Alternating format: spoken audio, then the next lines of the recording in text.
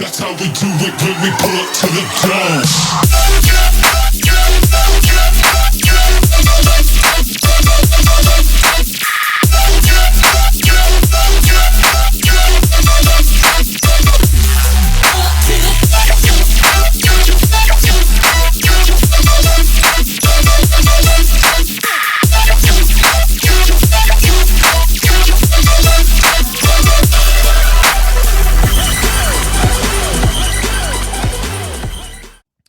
Well, all right. Welcome to episode number 8 of the Bloodied and Bruised podcast. As always, I am Taylor. Today, joining me all the way from the great state of Michigan is the one, the only, Zack Payne. Zack, how are you doing, my dude? I'm doing great. How are you doing? Not to say great state of Michigan, but yeah, I'm doing great. Hey, dude, that part of the country is pretty dope. It's It underrated. is great. It's underrated. But I'm doing fantastic, bro. So just a little backstory on Zack and I. We met through Instagram. We're both Fight War memorabilia collectors, and Zack has some really dope pieces. He's a big fan of all the Dagestani wrestling dudes. Hate. No, there's no reason to hate, man. And he's got some awesome stuff, some awesome pieces, some really sought after pieces. And I followed him because of that. And through that, we began discussion. Yeah, I said, hey, dude, I've got this podcast. If you want to hop on and look into some stuff with me, you should do it. So, Zack, what I always ask people is, what got you into this beautiful but brutal sport? Growing up, my dad actually rented the first one, like the very first one on like cable. And so I just, growing up, I raced dirt bikes. So like you're gone basically every single weekend. So he just kind of quit watching it. And then when I got injured, I kind of picked up, I just needed something to watch, and I'm just not like a baseball, basketball. I just can't get into it. It's super boring to me. And I remember the Anderson Silva kick on YouTube going crazy. So I kind of watched it as a kid, like here and there, but I just kind of got back into it when I needed something. And I haven't missed a pay-per-view in we're going on 5 years without missing a single pay-per-view or a fight night. Yeah, likewise. So basically for me, similar but different. I knew who a lot of the big stars were. I played music and stuff. So I was gone a lot, right? On the weekends when fights were happening, I was in a bar playing music. And a guy that I worked at a music store with he actually got his black belt in jiu-jitsu about 6 months ago. He's a Taekwondo base. Before that, George, shout out to George. As always, love that guy. Super cool dude. But George would tell me about some of the different UFC guys, namely Anderson Silva. So I knew who Silva was. I knew who GSP was. I knew who Chuck Liddell was. I knew who Ronda Rousey was when that time era came up. And then Conor, obviously, because those were like the Michael Jordans to MMA, right? Most people knew who they were.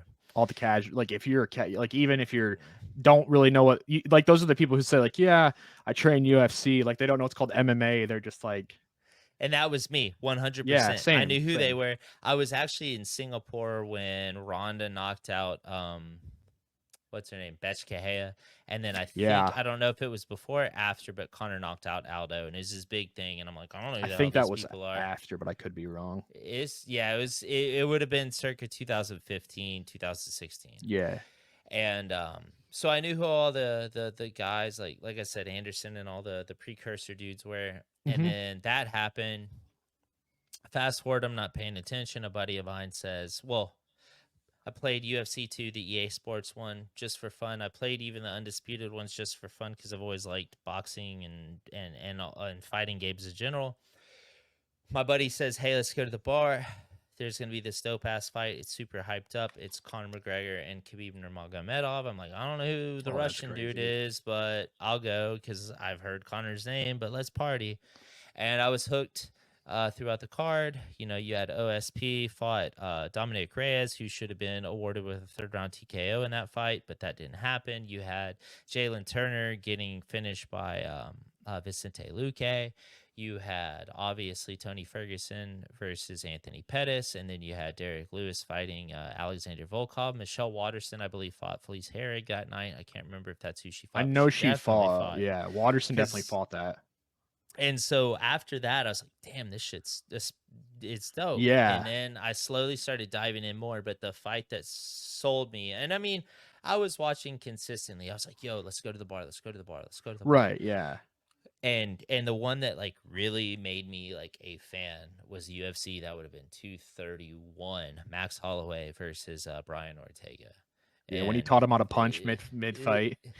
and then the post fight stuff where they were like, hey, how does it feel to be the greatest featherweight of all time or something like that? And he's like, I don't know. Ask Jose Aldo. Yeah, which is crazy. Like, I love Max, but come on, it's Aldo. All especially at that point, right? Like he had Yeah. defended the belt twice, once against Aldo, once against Ortega. But I digress.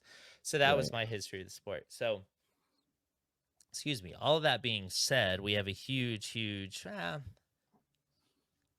relatively huge event this weekend, and that is UFC 305.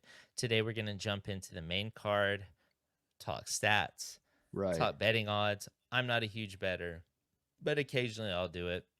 Just for fun, you know. I would say also the excitement for this card, like oh man, what's that YouTube? They always do those like I think it's MMA on Point. They even released a video and they were like you know, where's the hype at for this card? I would say it's maybe like I think the hype, I think it died because Izzy and Drakus in the cage was over a year ago at this point, I think, right? Yep. It's got to be over a year ago. Yeah. When UFC 290. When he beat Whitaker, right? And then Izzy came in the cage, and then he fought Sean, and then he took a break. So I feel like that's probably why the hype has died down.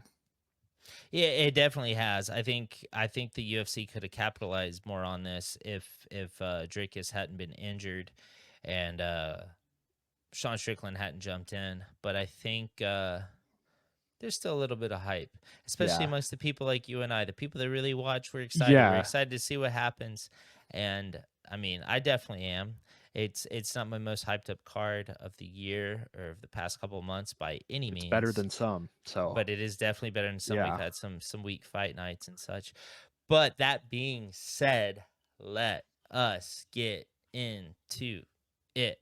In the main event of the evening, we have Dricus du Plessis versus Israel Adesanya. Dricus du Plessis is 30 years old. He is 6'1" with a 76-inch reach. He holds a record of 21 wins and 2 losses, and he is 5-0 in his last 5, with a decision win over Brad Tavares, a submission win over Darren Till, a TKO over Derek Brunson, a TKO over Robert Whitaker, and a split decision over Sean Strickland.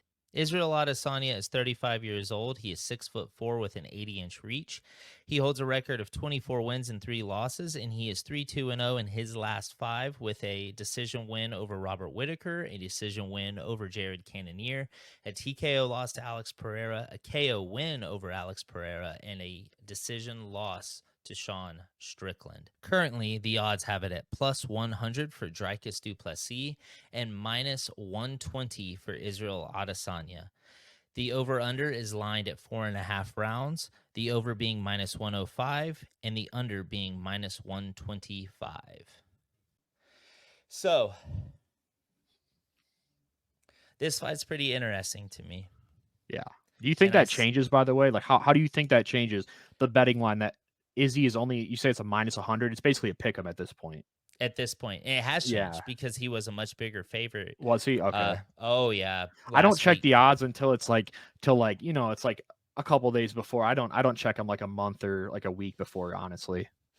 Yeah, and I understand the reasoning why, because you know it's going to fluctuate, right? Yeah. But Izzy was definitely the favorite, and he has shifted over to as even money, and actually some books have him as a dog. Here's my whole thing. The way that people beat Israel Adesanya is to put him on his back foot. Yep. Nobody's really, truly tested the wrestling. I know Marvin Vettori took him down, I believe, 4 times. Jan Blachowicz took him down 3 or 4 times off the top of my head. Whitaker was able to get him down in their second bout. Rob Wilkinson way back was able to get him down, and then obviously, or maybe Rob Wilkinson did or didn't. I I didn't think even that was bother on watching the Ultimate Fighter finale, maybe. No, I that can't was remember. that one was Brad To Tavares. Tavares, yes. But his UFC debut was against Rob Wilkinson. But you can't hold fights that far back against him, Exactly, because in my opinion. no.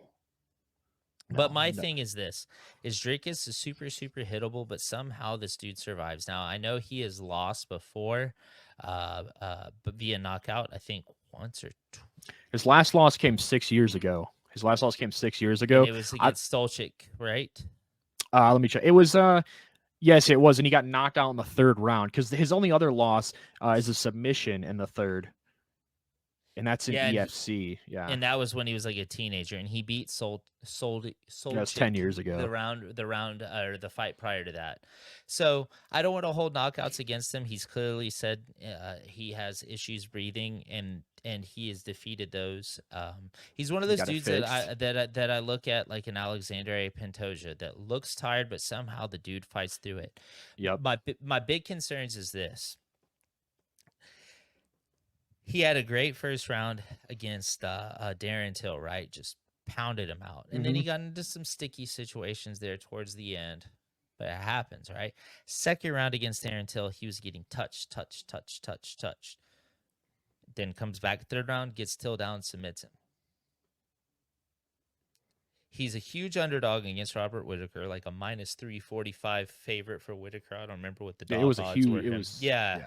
Like they didn't think he had a chance. I personally didn't think he was going to win either, just because Whittaker's like always. It's Whittaker, you know. He's the guy that I used to say it was Izzy, Whittaker, and then everybody else. That's how I always used to say it. Now, not so much. But my whole thing. It's like Max and Volkanovski at one point. You're like, if Volk's here, Max is here, and the rest of the division, like it's just not even. Yes, exactly. And 85 has definitely strengthened up quite a bit since then. But he's super hittable.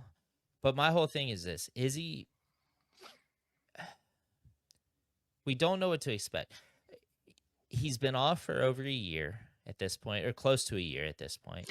It was in September of 2023. Okay, so 11 months. About He teased retirement, and I don't like to hold that against guys, but he's 35 years old, right? And he looked. I don't even want to say he really looked off against Strickland. Was it him, or was it that Strickland made him look off? It was Strickland. Who's to say? That's exactly what I think. Strickland is just an awkward dude to deal with. No matter who fights him, Strickland is that guy that's just going to be. He's just going to be a weird dude to deal with, and he's not going to be a guy. And here's the big thing for me too. The fact that Strickland dropped him with that 1-2 says a lot to me. And this is no disrespect to Sean Strickland, but who is Sean Strickland finishing? Yeah, if Dracus connects like that, I see it being over. Like I don't. Right. You know what I mean? Exactly. Like Sean Strickland, no doubt. I personally think he should be the champion, or I think he beat Dracus. But if Dracus connects cleanly like Sean did, I think it's over, because Sean, I'm not, again, no disrespect to Sean and the power, but if you look at who he's finished, of course, like he just wear and tears you down like throughout 5 rounds. If Dracus connects like Sean did, it's over. I mean, look, and I say this with no disrespect either. Sean Strickland wasn't able to finish a guy like Uriah Hall and just outclass Uriah Hall. Right. And that's no disrespect, but like, I mean, he finished, I know he finished Brendan Allen.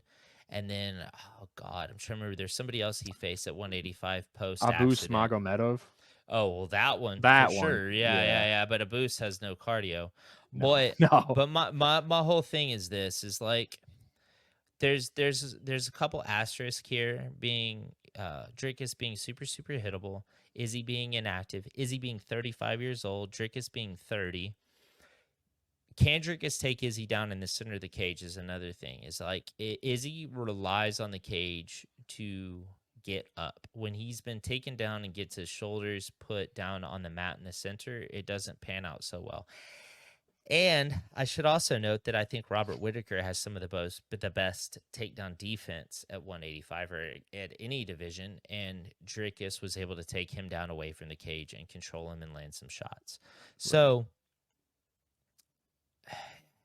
I'm not confident in picking this one whatsoever. Initially, I thought, okay, Dricus, this is Dricus, and then up until recently, I was like, oh, this is Izzy. This is Izzy. He's going to be able to catch him on on a counter when he's moving in with his chin up and hands Right. way out, throwing one of his crazy sloppy combinations. As a fan, I'm not a big fan of Izzy. He's a great fighter, not a big fan of him. Likewise. I think like especially I don't watch WWE, but when I think it was the Undertaker's intro he did when he put Jared's name on an urn. He came out and gave us a boring 5-round decision. That stuff is one of the reasons I don't like him. But on this one, and I don't bet as a fan. Man, his striking. If his game plan is to come out and strike with Izzy, I think it's going to be a rough day for him. If he strikes and also, blends in the takedowns, and then Izzy does have to worry about a takedown, I think that could happen. But if his sole plan is to come out and strike with Izzy, I can't bet against Izzy on that one. I don't know. I just don't think he can outstrike him. And he has to blend in something because he's just too good of a striker, and he can't let Izzy get going. Once Izzy finds his flow, I think that again it's just going to give him a hard time. And he did go 5 rounds with Strickland, like you said in the past. His breathing, I know he said he got surgery. Who knows if that's just him trying to so people don't think he has horrible cardio. Yeah, and I mean the fact he went 5 rounds with Strickland in a dogfight. That's the other thing. Yeah. Izzy doesn't get into dogfights, and I'm not gonna say that Izzy isn't partially responsible for the reason he doesn't get into dogfights, i.e., he makes it to where his opponents can't draw him into them. But I think guys are afraid to close the distance, and Izzy is always good when he's the guy pushing forward. The guys that put him on his back foot, Kelvin Gastelum did, not consistently, but occasionally, right? Marvin Vettori in their second fight, well, probably first fight. I didn't watch it for this fight breakdown. Right. But I definitely know he did it in their second fight. Sean Strickland nonstop had him on the back foot, and Alex Pereira definitely did. The two outliers there are the guys that beat him, Alex Pereira and Sean Strickland. They put him on the back foot. Dricus can be pushed backwards onto the back foot. Darren Till was able to do it. Trevin Giles was able to do it. Everybody's been able to do it. He's not consistent. The other thing I really like about Dricus is he does switch stances. He's not a guy that's going to stay orthodox. He's going to switch stances, which Izzy does the same thing, does it better. Right. But it makes it to where things get mixed up a little bit better. But I think this one, from a betting perspective, for me, I know there's a lot of people that are throwing money down on Strickland. Clearly, with the line movement that we've seen, there's a lot of people throwing it on. You said Strickland. Are you saying they're throwing it on Dricus or Izzy? Yeah, Thank Dricus. Yeah, you're good. Dricus. I appreciate that. Yeah. But yes, on Dricus. I'm just not confident, dude. I'm not a big bettor, like I've said a dozen times. But I mean, I'm probably going to lean Dricus, and I'm going to lean. I'm going to lean the fight doesn't go the distance. I think Dricus is either going to get clipped coming in. There's a very good chance that maybe Izzy fights super, super cautious and controls range and plays the touch go game. There's always that possibility. There's a reason it's lined at 4.5 rounds for the over under, but I could see Dricus getting clipped coming in, or I could see Dricus getting Izzy down and submitting him. I could see him finishing Izzy on the feet, and I could even see him submitting Izzy. I actually, as crazy as this sounds, I think Dricus has more ways to win. I could see him winning a decision based on moments, a TKO on the ground, a TKO on the feet, or KO on the feet, or on the ground, where I just think Izzy's best path to victory is going to be a decision or a finish on the feet. I don't think. I mean, if you're a wizard and you're hitting that submission betting line, you're going to make a lot, because I don't think in any world we see Izzy submit Dricus. I just don't see that happening. Mm-hmm.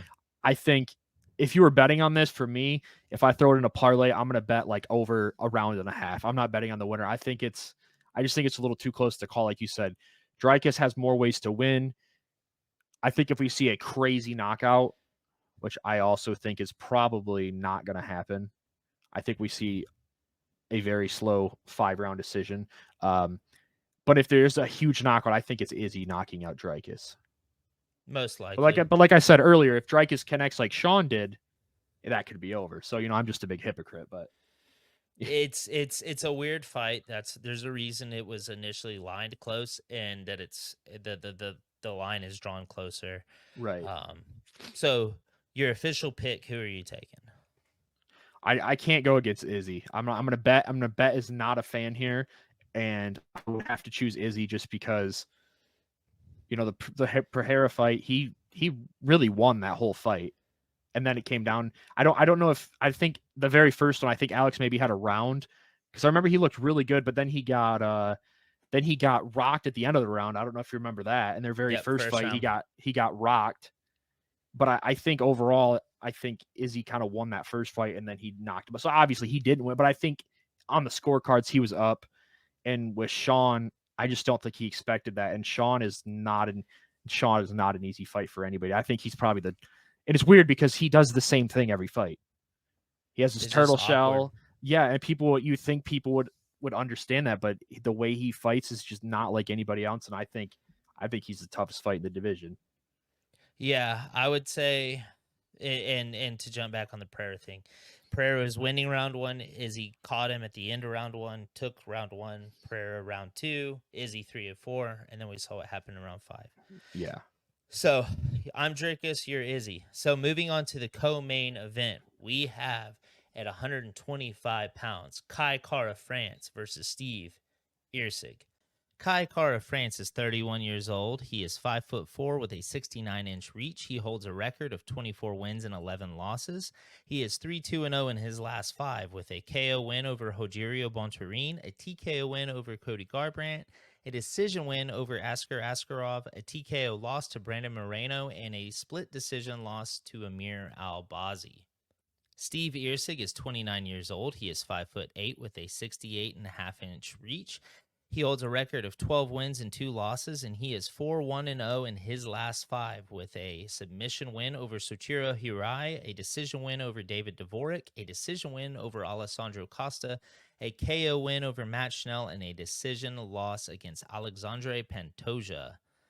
Currently, the odds makers have it plus 140 for Kai Kara France and minus 170 for Steve Erceg. The over-under is lined at 2.5 rounds, the over being minus 275 and the under being plus 200.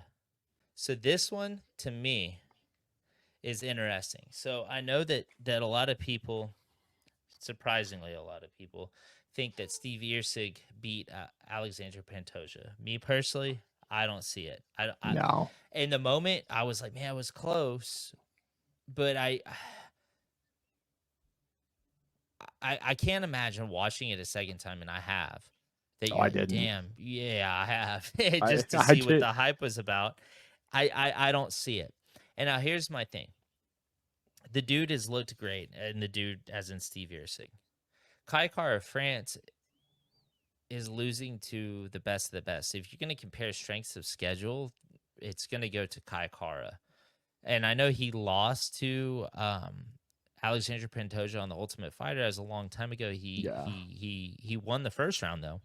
But you're looking at the guys he's like losing to Amir Albazi, which he arguably won. And I don't think he lost Amir that. Albazi. I really like Amir, but I don't think he lost that. I don't think Kara France lost it. I think Albazi, and I don't remember. I think it was a split. It had to have been a split, right? Because if it wasn't, 100% that's crazy. It was. Yeah, and I'd really like to go see the scorecards because there's like 3 judges we all know. If they're judging, it's like, well, I might want to bet on the other guy here because this judge just sucks. Yeah, it was, and likewise, Amir Albazi and I have talked on social media. I was trying to buy some shorts from him, from the what's the other figgy? Not Davison, but his brother, Francisco. Yeah, Francisco. From the shorts he wore in that fight, and some stuff fell through. Whatever, doesn't matter. But then you look at Kai Kara had a decision win, and I want to say he was an underdog against Askar Askarov. And then he beats Cody Garbrandt, which I kind of saw that one coming, right? Like, Cody's not got a good chin at 35. Why are you going to love Cody, but I don't think beating Cody at this point is like beating, like there's like, oh, you beat a former world champion. And I love Cody, but I just don't think at this point it's not like beating him like right after the Dillashaw loss. You know what I Right, mean? exactly. It's not. It's down the line. I want to say Cody was actually the betting favorite over Pedro Munoz as well. That's a long time ago. Obviously, that's 5 Right. years. But Yeah. still, I digress. That goes to your point. But here's my whole thing, dude. Steve Erceg impressed me. When the Pantoja fight first got announced, I was like, damn, all right, Pantoja all day, bro. Let's go, because I love it. I love Yeah. Pantoja, dude. And then I did some tape study, and then hearing people talk, I did a little bit more tape study. It's like, damn, this Erceg dude's pretty damn good. He's not gonna be a dog walk on the ground either, and we saw he was not a dog walk on the ground. No. He's got He's very, very very good good. grappling. He's good everywhere, man. He's very good. My biggest thing is like, I guess he could try to take Kai down. It's a 3-round fight, but like, I'm not sure if he tries that he does, because Kai Kara's takedown defense is freaking absurd. It's so good. Right. But people are like acting like Kai is on this losing streak. What did I say? He's 2-3 or 3-2. I'm sorry, 3 in and his 2. last Yeah. 5. But he's losing to the best of the best, and he's beating guys like Askar Askarov. Now, granted, that's not the same style as Steve Erceg, but I think he's being undervalued at this point, dude. Like, I mean, he opened as minus 190 or plus 190 in some sports books, bro, and the money has come in on him. I said I wasn't gonna bet on the last one, and I'm not a big bettor. This is what I'm on, dude. I'm gonna roll with Kai Kara France as an underdog, and it's gonna be greasy. I could see this one ending in split decision, where you're like, it's gonna have you sweating. But I'm going to take Kai, and that's nothing against Steve Erceg, but he's fought better competition. Kai is super good on the feet, so is Steve Erceg. But Kai has faced the better guys. The other thing that makes me nervous is the height differential, which is interesting because Kai's got a really long reach for being a short dude. He's 5'4", has the same wingspan as Max Holloway. Go figure. So I personally think I had to look this up because I didn't believe this, and I even wrote this down so I didn't forget. The biggest thing in this fight, I think the biggest drawback or his biggest disadvantage is going to be Kai.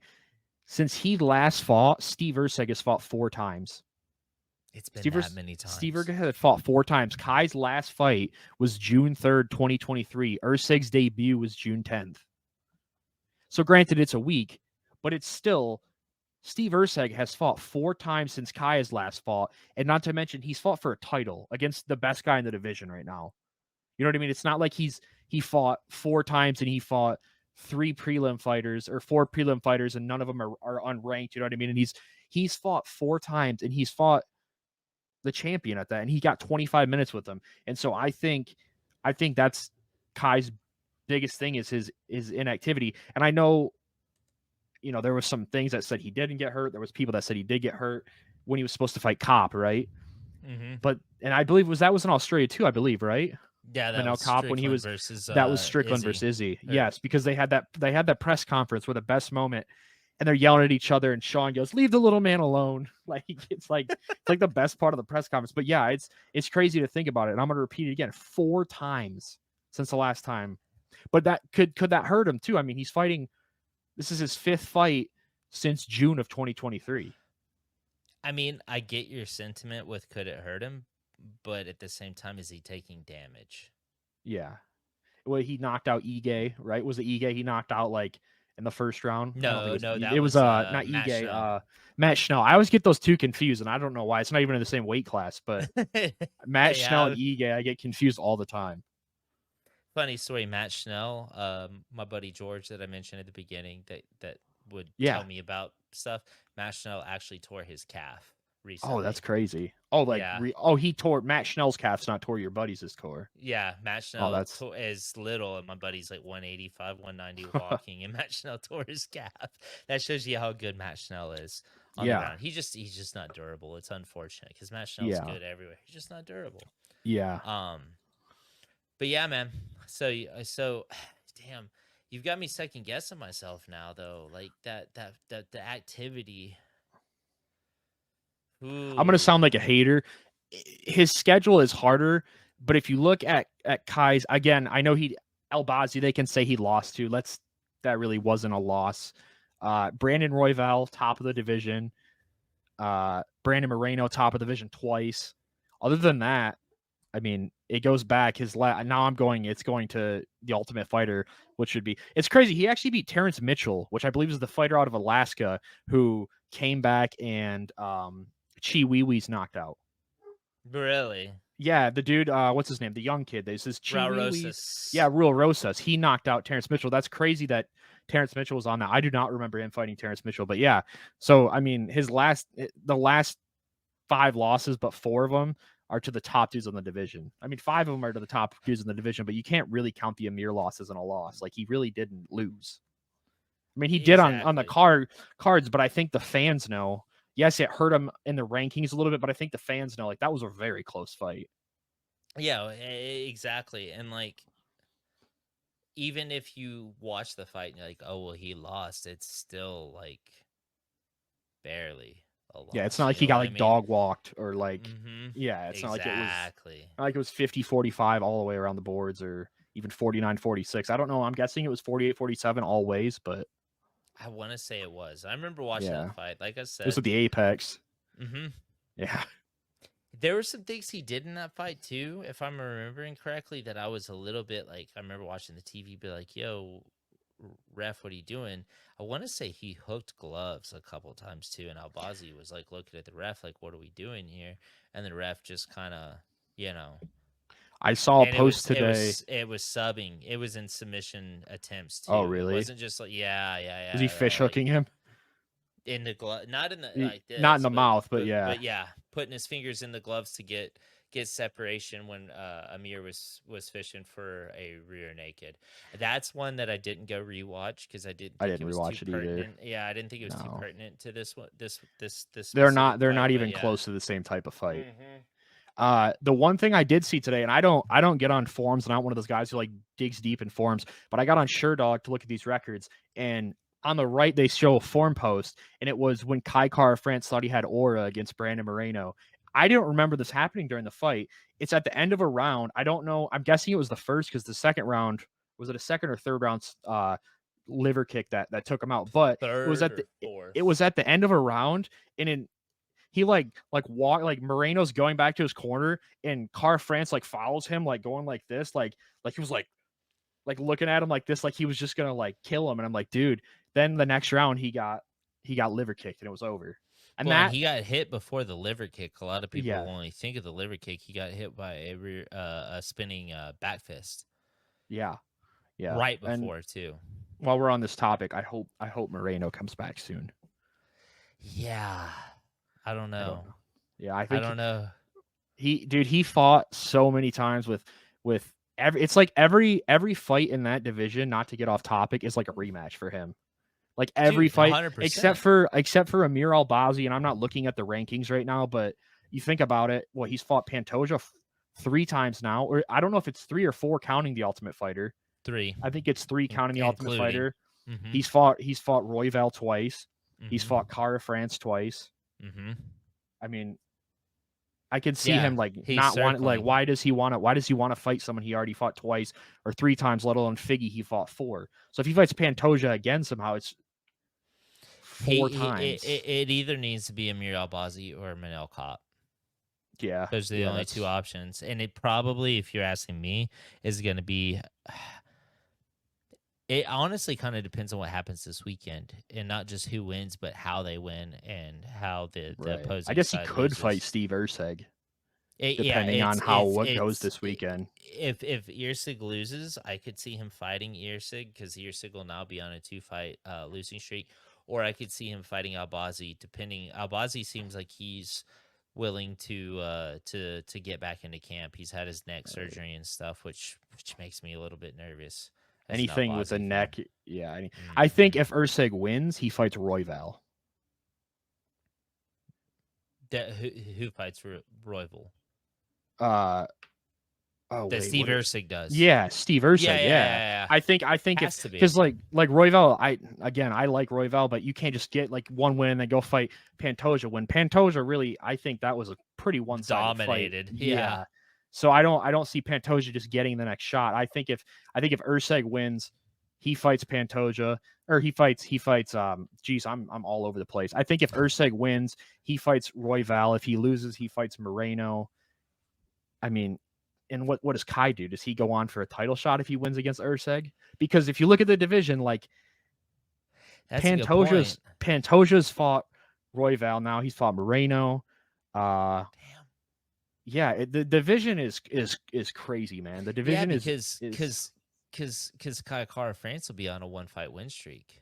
Yeah. Like, do you give it? Damn, that's true. This division's kind of a cluster fornication. Yeah. Yeah, what do you do? And now did you see, I don't know if you saw this, but like let's call it a month to 6 weeks, 4 to 6 weeks ago, they were interviewing Pantoja, talking to him about like a potential next fight, and he said something along the lines of the next matchup is going to be, I don't remember if he said life-changing or legacy-changing. And one of the rumors was that they were going to be signing a champ from Rizin, and Ryzen, the Japanese champ. Yeah, he's from Japan, and I saw that too. I think it's Ryzen. Is it Rizin? I don't know. I thought it was Ryzen. One of the two. I don't remember his name, but I did see that they were gonna. I thought they had signed him. I thought it was confirmed they signed him. And maybe they did. And if they signed him, I'm pretty sure that's probably the fight he's talking to. But is that life-changing? That also makes me wonder, exactly, like, is he hyping it up, or are we missing something? Is there a chance that Mighty Mouse is coming back? I don't think that's so. what we need to see right there. That would be wild. That's what we need to see right there. Dude, Mighty Mouse coming back against... to me, this division's better than it has ever been, personally. That's my opinion. We've got finishing upside on a lot of levels. I think Mighty Mouse versus this level of the 125 division would be absolutely bonkers. Right. But at the same time, Mighty Mouse coming back, he's hinted at retirement, I believe. I could be completely wrong. I doubt he sees this, but if it is and he didn't hint at retirement, I thought he did. Mighty Mouse, I think, has maybe 2 fights left. Maybe. So if he comes back to UFC, like I don't know. He really should come back to UFC. I think it'd be very interesting. I guess what the division needs right now, because if you look at the top, like I just mentioned, it's a lot of rematches. So I think him coming back would freshen up. Or this guy from Japan. Again, I no disrespect to him. I don't remember his name, but you need something new for the division because it's a lot of rematches. Well, Mighty Mouse is also 38 years old. That's why I say I think he's obviously on his way out. And I don't see Mighty Mouse as being the... I would almost go to say I know Mighty Mouse isn't the fighter to, like, let's say he loses his next fight. He's like, well, I got to win before I retire. And then he goes on like a skid. I don't see him doing that. Yeah, he's going to be a guy that's going to retire with at least a little bit of pride rather than tainting his legacy. Exactly. 100%. All right, moving on to the lightweight division, we have Mateusz Gamrot versus Dan Hooker. Mateusz Gamrot is 33 years old. He is 5'10" with a 70.5-inch reach. He has a record of 24 wins and 2 losses, and he is 4-1-0 in his last 5, with a decision win over Arman Tsarukyan, a decision loss to Beneil Dariush, a decision win over Jalen Turner, a TKO win over Rafael Fiziev, and a decision win over Rafael Dos Anjos. Dan Hooker is 34 years old. He is 6 feet tall with a 75.5-inch reach. He has a record of 23 wins and 12 losses, and he is 3-2-0 in his last 5, with a decision win over Nasrat Haqparast, a submission loss to Islam Makhachev, a TKO loss to Arnold Allen, a TKO win over Claudio Puelles, and a decision win over Jalen Turner. Currently, the odds makers have it -350 for Mateusz Gamrot and +275 for Dan Hooker. The over-under is lined at 2.5 rounds, with the over being -295 and the under being +200. So, I'd say the round is probably fair. The chance of this going to decision is this is probably on the main card. I'm trying to look at the main card here, but I think this one, if you're like looking at one to guaranteed go to decision, this is probably it in my head. I think it's likely. Here's my thing. Mateusz Gamrot, bro. The dude has been dropped in 4 of his last 5 fights. I did not know that. Yes. And in his... Who did he not get dropped in? I'm curious. Beneil? Nope. No. Oh, RDA? Nope. There's no. Oh. If it's Fiziev and they only went 2 rounds and Fiziev like tore his ACL, that's the fight. Oh well. So he's been dropped in his last I mean, I guess they did get a round in, but like when you were reading that out, now I forget. I'm like TKO. He didn't, but I forget knee injury TKO. He got hit by a nasty combo in the first round against Fiziev, but didn't get sat down. But he got sat down against Arman Sarukian with a spinning back fist in the 3rd round. He got dropped with a beautiful Sabini's southpaw. So overhand, like left, kind of a looping left from Beneil Dariush in the 3rd round. He gets past, or no, who is the next one? Jalen Turner. He gets dropped. He gets dropped once officially in the 1st round. And I want to say in the 2nd round, he arguably, I'm not gonna call it a drop, but it was very close to being a drop. Yeah, he got pieced up and was like on his legs going like. Exactly. Well, it's almost like the dude gets dropped, and on his way down, he's still coherent and he launches in. That's what he did against Jalen on the first knockdown.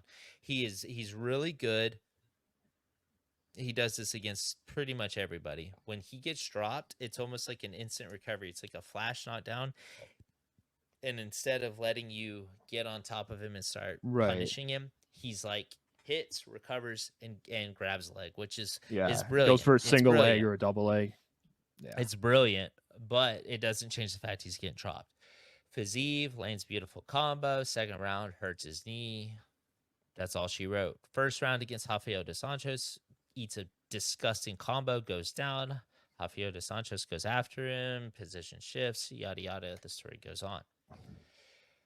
Dan Hooker's never faced a guy that's really, really trying to wrestle him. He's faced 2 guys that I guess you could say have tried that. One of them succeeded very, very quickly, and that was Islam Makhachev. Yes. And then the last guy to do it was fight before Jalen Turner, and it was Claudio Puelles. Now, here's the thing. Claudio Puelles got to the point where he was like shooting out of desperation, right? He was doing Imanari the fight's rolls. over, yeah. But doing his best Ryan Hall impression. Dude, that's all I could think of was rewatching that fight. Or he's like doing the Rotolo brothers, like Mikey Musme. He's like trying to like scoot toward him, like trying to grab an ankle. And then his low singles were just super desperate. And Mateusz shut up before I ankle pick you. Exactly. Tony Ferguson, dude, that interview is legendary. He's like, shut up before I ankle pick you. That was with he's the Brazilian dude. I think, right? Mm-hmm. Yeah, he just leaves like, hold on, I'm talking, brother. And then but that's what everybody knows is hold on, I'm talking, brother. But he's like, shut up before I ankle pick you. And that's I actually know the ankle pick line better than the shut up. I'm talking, okay. Brother line. But anyways, that's what this dude was doing. It's like basically out of desperation, anything to. And the other thing is, I want to say it was the early 2nd round. He went in on Dan Hooker. Dan Hooker managed to stuff the takedown, bring him back up against the cage. Dan Hooker being the guy against the cage, and he tried for a standing guillotine. Didn't pan out for him. Obviously, Claudio got out, and then Dan Hooker ended up just push kicking to the body, TKO. Right. Mateusz Gamrot has a lot of people say, oh, he's got one of the better low singles in the game. And I would agree for the most part. But here's the thing. Like when I brought up Islam Makhachev, and I may be repeating myself, the way Islam got Dan Hooker was throwing a Islam southpaw, right? So right hook, and immediately it was beautiful, dude. It's like poetry in motion. Throws the hook, drops. Immediately, gets a blast double, gets him down, moves to position, gets the Kimura, and that's that. And that was a deep Kimura. Beautiful. Because that's when Habib told him like put the leg over, and if you've seen the video, he tells him to do it, but it's in Russian. But the UFC released it later. He's like, put your leg behind his head, and as soon as he did that, the Kimura just was like, it was even tighter, and it was over. Yeah. But the whole thing is he got him down because of the striking, right? Like. Just a beautiful positional shift. Is Gamrot going to be able to do that? That's my thing. Because Gamrot's not winning a striking fight. No. Hooker. He's not winning with Dan. He doesn't put people out. And the other thing is this. Gamrot sometimes isn't the most accurate guy with the initial takedown. It's like the chain wrestling almost. He Yeah. shoots on you and gets you to defend it and cause a scramble, and through that scramble is how he gets you down. That's what he did to Rozenstruik. Even though, shout out, I think Rozenstruik won that fight. I was a little bit shocked how that's Oh, really? I don't remember that. It was a unanimous. So I'm looking at that. I'm like, that's, and even if you do look at his opponents, that is no doubt his best win is Arman. 100%. No doubt. But it says unanimous. So now you say this is 2 years ago now, right? This is 2 years ago, and they've took drastic different turns because Arman since then he hasn't lost and he's just going up in competition where Matai, or I don't know. I say his name. Mateusz. He lost to Beneil, and then he's fighting Jalen Turner, and then the Fazia fight. Obviously, you can't really count that. So then he gets RDA, and now is his step in competition. But where Sarukian has just excelled, he just as soon as that loss is over, he's did nothing but go up in the ladder, and it's weird that Sarukian hasn't. Well, and that's the thing is Gamrot also the Jalen Turner win. That one's also debatable. Me rewatching it, I actually thought rewatching it, I thought that he won. In the moment, I was very diced out, and it's still close. I could see an argument for either side, but I'm like, man, kind of lucky, bro. And then, the RDA fight, RDA gave him a hard fight, and Arman, like you said, his trajectory has looked so much better because I think so. The judges had it rounds 1 and 2 for Arman, rounds 3, 4, 5 for Gamrot. Actually, there might have been a judge that actually had that cattywampus. One of them might have given second to Gamrot. I digress. Point is, I thought it was rounds 1, 2, 3 Arman. Arman dropped him in round 3. And I know that dropping somebody isn't the end all be all, but point is he dropped. It's not a good look. No, it's not. It's not a good look to get. You said 4 out of his last 5, and the one he didn't get dropped is where they didn't even get half the fight. And he almost did get dropped. 1, 2, 3, 4 fights before that, he's been dropped once. He got dropped against Guram Kutaladze, who.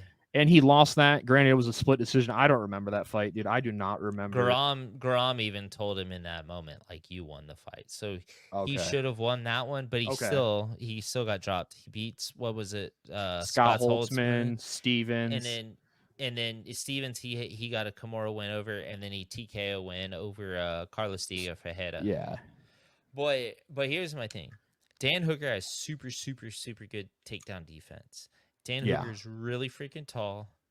Dan Hooker, I guess I could say this is the concern. I know people often talk about, Mateusz Gamrot has a really good low single and this, that, the other.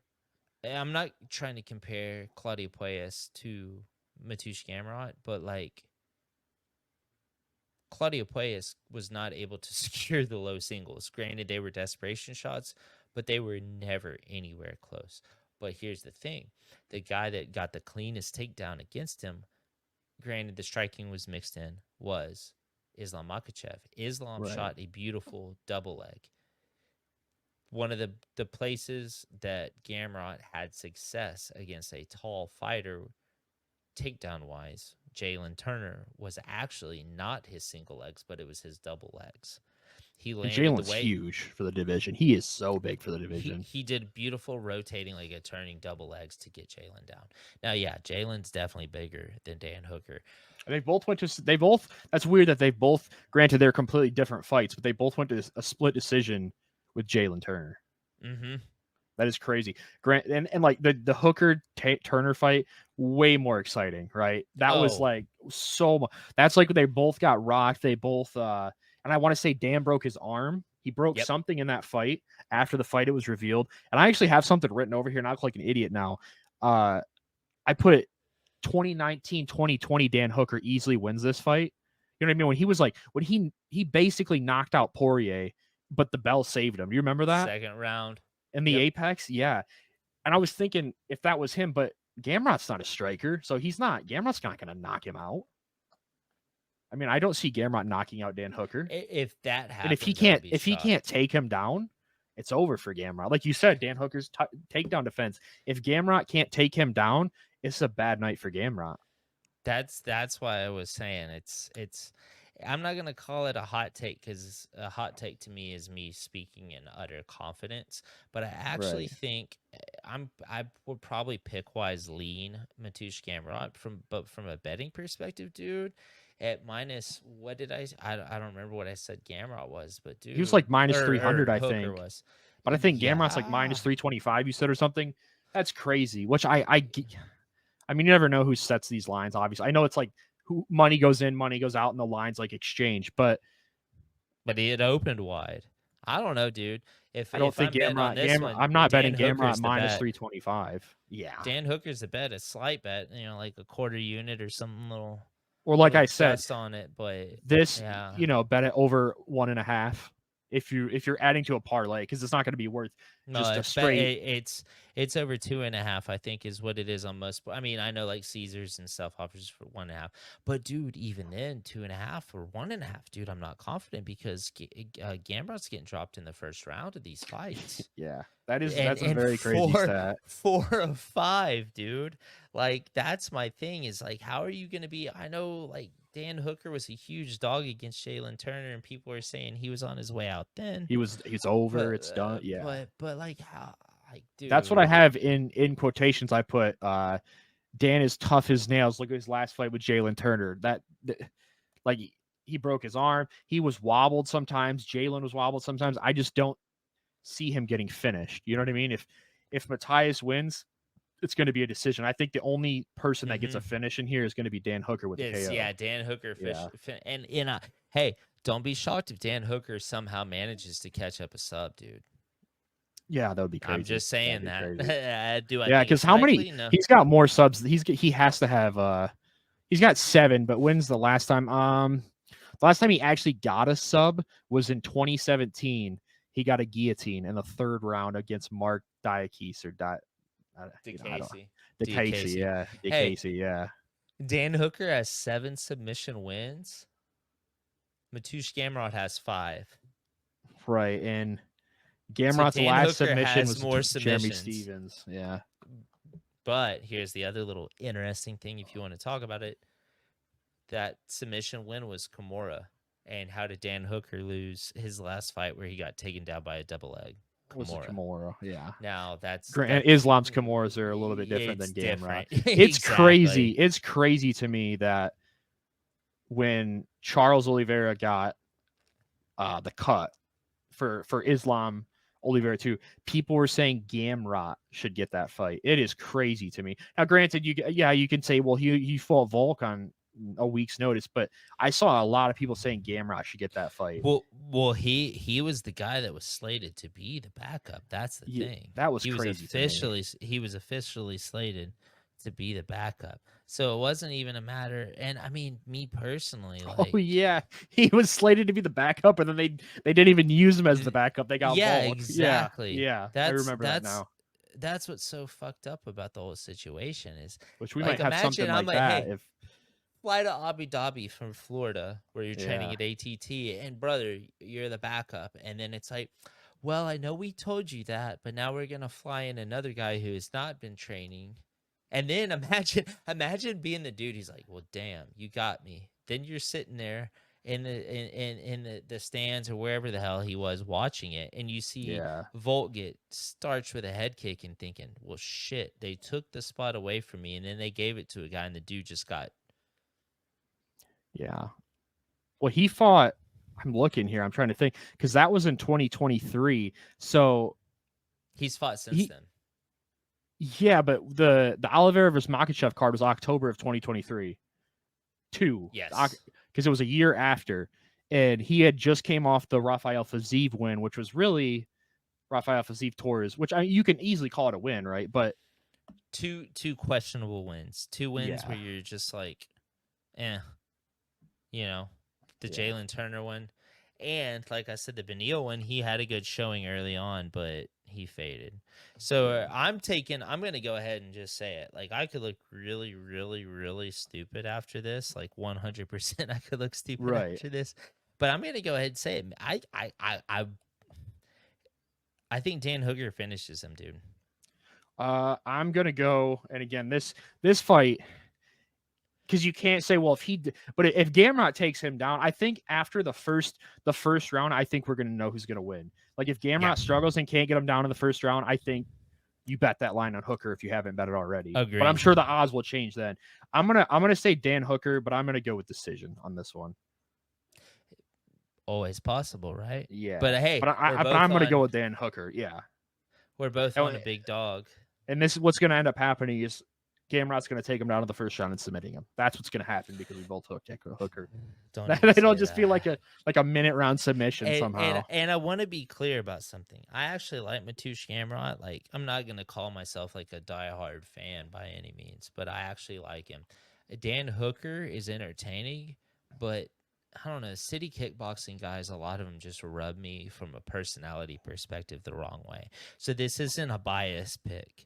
I would almost rather. I actually would rather have Gamrot win. Yeah, exactly. Yeah. Myself included. Yes. But I'm not picking as a fan because when I pick as a fan, I pick wrong. But now that I'm not picking as a fan, I'll probably pick wrong too. So. Yeah, putting bias aside sometimes is super, super hard. Yeah. It's super hard. But I mean, if we're being honest, I think it'd be cool to see an 03 city kickboxing streak because none of them. I don't mind Kai Kara though, but Izzy and Dan Hooker, the fact that Dan Hooker, when he had, or I'm assuming he still does, he had a cameo, and I went on to cameo. I think we were talking about getting one for a friend or something, and Chuck Liddell was like 300 or 350 or something like that, and Dan Hooker's over here at 1,000. I'm like, bro, I feel like that's probably like a I don't want to do it price, but I'll do it if someone pays me that. But at that point, I guess just don't be on there. But at the same time, I mean, I don't know. Who's paying $1,000 for Dan Hooker? Well, how many cameos did it have? How many times did he do I didn't even bother looking. Because if you look, it'll be like the original one they filmed. It's like, hey, I'm on cameo, and then after that, it's like actually the ones. Yeah, I'm a little interested. I know we got to get to the next one, but I'm a little interested. Yeah, go for it. Let me pull up Dan Hooker on my. Assuming he still has his. Well, it says he still has his, but it says want to chat, send a message for $2. It doesn't have a booking price. Not that I can see. It doesn't have a booking price. Let me see if it's really. Well, I can promise you, at one point it was $1,000. Was it? I even pointed it out to my wife. I was like, "What the hell is this?" And my wife actually. Shout out to her. She actually knows MMA a lot better than she'll let on. That's cool. I'm still looking. There's 2 more pages. I just have to see what his booking price is. I would hope it went down, dude. If it's still 1,000, it's like my brother. So his page actually doesn't come up in the UFC athletes. It doesn't say. But if I go to his page, Dan Hangman Hooker, you just can follow for updates. I think he has it paused right now. A lot of them do. I think Lyoto Machida had his paused. But yeah, who is the most expensive? Let's see who the most expensive one is in the UFC category. I think Randy Couture is way up GSP is 500. Oh my God, Iwan Kutalaba is 400. Who is paying 400 for a? It's GSP at 500. Aljamain Sterling must have just got on here because it says he's new. He's 500. Marab is 400. Bruce is 375. Nick Diaz is 209. That's funny. But yeah, a lot of these guys on here, it seems like Ariel Helwani for $100. Who the hell wants Ariel Helwani to say hello? I mean, I doubt he sees $100 for it. I used to be a big fan. We'll get to that in another episode. I used to be a big fan of Ariel. Not anymore, but but you get my point. You see, GSP at 500 or Dan Hooker at 1,000. Like, and I'm not. If you're like a big fan of GSP, GSP's a legend. $500 is a lot. Ion Kutalaba at 400. Yeah, that one's shameful. Come on, that's like I don't want to do it. Yeah, I don't want to do it. Price. So moving on, we have a fight in the heavyweight division between Tai Tuivasa and Jairzinho Rozenstruik.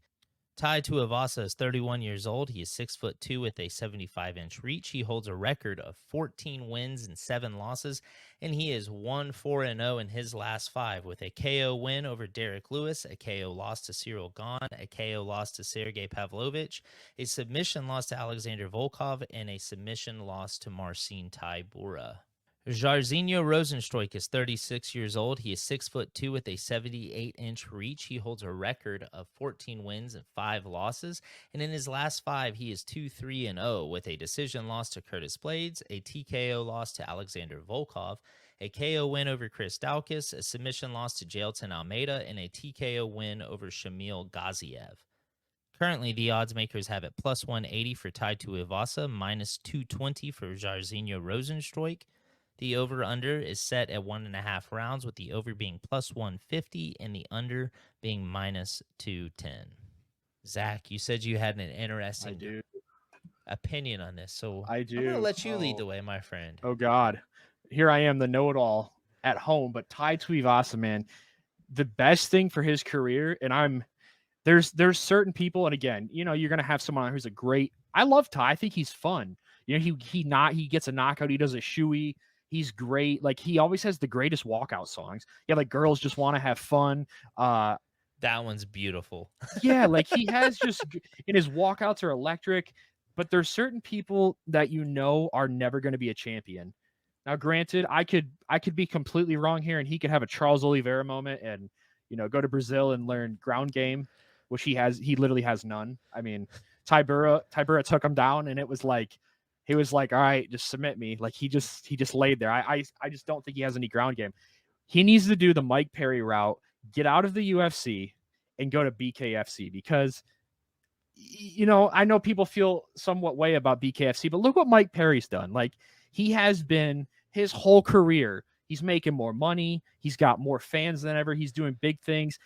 Tai Tuivasa, as long as you have Tom Aspinall at champion, he's not going to be a champion. Like, he's super, I wouldn't say super good at one thing, but the thing he's good at, he's really good at, right? And that's striking. So I think the best thing for his career is to go to BKFC. The demographic there is I wouldn't say it's like a lot different than UFC, but the whole beer drinking thing is going to go over way better at BKFC. I mean, I don't know if you just saw what just went down to Sturgis. You're telling me Tai Tuivasa on that card is a heavyweight knocking somebody out, and then he gets a shoey? I think that's the best thing for his career. I just don't think. And again, like I mentioned earlier, you know, you got the picture of him eating Taco Bell before the fight, which is crazy. And then you also have this YouTuber who's a legend that Tai was training at a Planet Fitness for a little while, which is crazy. So there's my take. There's my take on it. I think BKFC, and they even have bare knuckle MMA now, which I don't advise him to get into, but I think BKFC, I think everything about BKFC is perfect for Tai Tuivasa, and they really don't have that huge, like, heavyweight star. You know what? I haven't thought about that, but I don't disagree. I know people are going to disagree, but that's. I mean, you bring up valid points. Like, is he going to become this? Let's put it to you this way. I'll put it to everybody this way. Name me 3 great wrestlers at heavyweight currently. Yeah, you got. I'm not going to include John Jones. Is he really even? Bingo. Yeah, exactly. Negate that. You got Aspinall, which okay. You got Curtis Blades. I know people are going to say, well, he got knocked out against Derek Lewis, but doesn't matter. He's a wrestler. He's a wrestler. Jailton Almeida, he's going to out wrestle Tai. Okay. Now, I'm not looking at the rankings, but I mean, look what Tybura did to him. Okay, yeah, okay. Maybe I should have worded that differently because wrestler, sure. I guess I'm not going on wrestling heavy. And you got Sergey Spivak, who's a wrestler, right? Boy, and here's the thing: is Aspinall really a good wrestler? We don't know. Yeah, exactly, it's heavyweight. Exactly, and then name me. Let's word it like this: name me great submission artist at heavyweight in the UFC. Yeah, I I don't have the rankings next to me. History. Not even just now. History. Dude, you're. I got to think here. I hate the heavyweight division. I do not like the heavyweight division. I can Have you- name two, what I would consider two true Frank great Mir. Yep. So you're gonna name Frank Mir, Mhm. and people are gonna call me a casual man. I genuinely, right behind the girls division, the heavyweight division is there. Unless it's like the top 3 fighters in the world, heavyweight is either someone gets knocked out in the first minute, or it is like a super boring 5 minutes, 3-round decision. I mean, it's. And you're not wrong in saying that. So the two that I was thinking of in my mind were Frank Mir, which you said, Right. and Fabricio Verdum. Okay. Jailton Almeida, we can throw in there, right? Because he's submitting Right. guys. So my He point couldn't in that submit is, Derek Lewis. which is true, It's 5 rounds of. just laying on top of him. And But he also doesn't have a neck, so Derek Lewis, and I think he said that, like, I don't have a neck, he can't submit me. And I don't disagree with that, but also the other thing that I'll throw into the mix is Derek Lewis is kind of a super dangerous guy to be on top of and play games as far as chasing submissions. I'm not gonna say he shouldn't have, but I'm gonna say that, like, Derek Lewis is a dude that what's the meme they make about him, like, and then I just decided I wanted to get up, and he does. So Like you call start an giving him ambulance, but not for space. me. Yeah, sense, like yeah. like so Derek Lewis is just like he's just getting laid on, and then suddenly the dude's just like, I want to get up, and I'm on my feet, and there we Right. are. And granted, Derek Lewis, I believe that was like pretty short notice, wasn't it? I could be wrong, but I think it was a different main event, because I believe it was down in Brazil, right? It was a fight night in Brazil. It was the main event.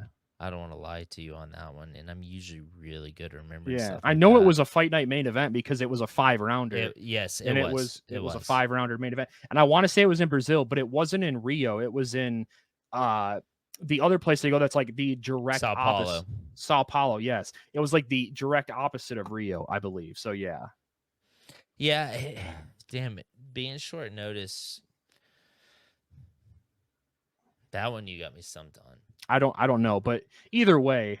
But my point is, yes, exactly. I can name 2, maybe 3. And I guess you could throw the Big Nog in there. He was a pretty good submission guy, right? But true submission artist at heavyweight are few and far between.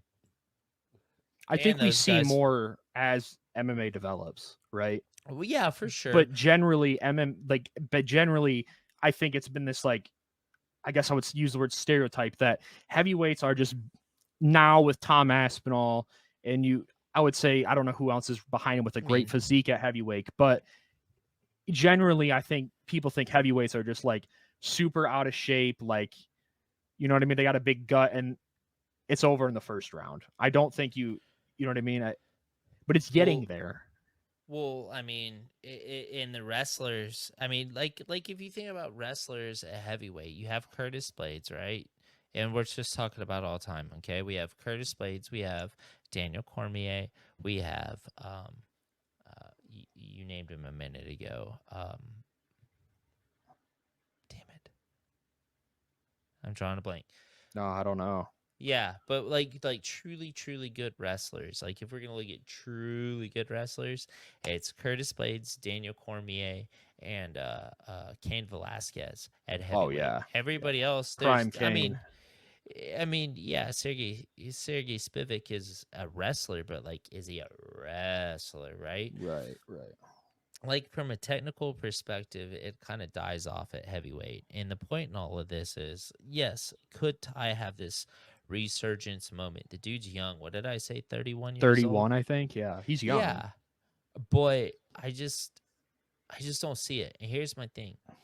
In this matchup, I do think his head movement is probably actually a little bit better than a guy who I consider to be one of the, for lack of a better term, maybe more technical, with a kickboxing past that Jairzinho Rozenstruik has. His head movement, Ty does good to maybe not constantly do this whole number, but he's good at keeping his head off the center line as compared to a lot of heavyweights. He's Right. plotting, but he's not fully plotting, right? And Tai he's not really going to Tuivasa- have to worry about a takedown here. I personally don't. No, Like Biggie Boy's it's not on the feet. taking Tuivasa. Yeah. So I think this is probably, if you're looking at his last 4 fights,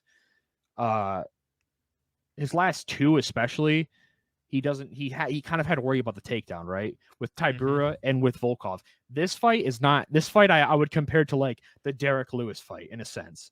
Like Derek Lewis is not taking him down, right? Or the Greg Hardy fight. Not saying in terms of skill, but this is more of one of those fights where Ty doesn't have to worry about. It would be crazy if somehow, Biggie Boy just came out there and was like, yeah, I'm just going to submit him. And he submitted. I mean, I doubt that's ever going to happen, but he's not going to have to worry about getting taken down in this fight from my perspective. So I think out of the last, we'll say 2 fights, because Gon is a better striker, and I don't know how you beat Pavlovich unless you're Aspinall. I don't, or Volkov, yeah, of course. I forget about that. That, the UFC's out here ruining friendships, okay? That's a sad tale. But my thing is this, dude. Like he's a big underdog here. I don't know, dude. This one, the line is wide to me. I mean, I understand why it's there, but like if you look at the guys that are beating and finishing Tai Tuivasa as opposed to the guys that are beating and finishing Jairzinho Rozenstruik, it's in the way, from a stylistic standpoint, like you said, Marcin. But like, does Jairzinho Rozenstruik move like Cyril Gane? No. And okay. And I had written. Oh, go ahead. Sorry. No, you're good. But like, do you think? Let me ask you this: obviously we already know the answer to this? Tai Tuivasa doesn't move like Alexander Volkov, but do you think Tai Tuivasa hits as hard as Alexander Volkov? If he connects 100%. Okay. I would think. I would think so too. I mean, it's hard for us to say, but like, dude, at plus 185 or whatever it was that I said a second ago, like, dude, like, I don't know, man. Like, I think a lot of heavyweight fights are pick'ems, honestly. Maybe not in odds, but I think they should be more pick'ems. Like, out of any division, I think the heavyweight division, especially when you get to the highest, the top 10. Yeah, 100%. Yeah, I'm gonna take Rozenstruik here. Also subtly, but just because I think he probably is. You know what? At the risk of looking like a dumbass, I don't even give a shit. I'm going to say Tai Tuivasa gets the knockout here.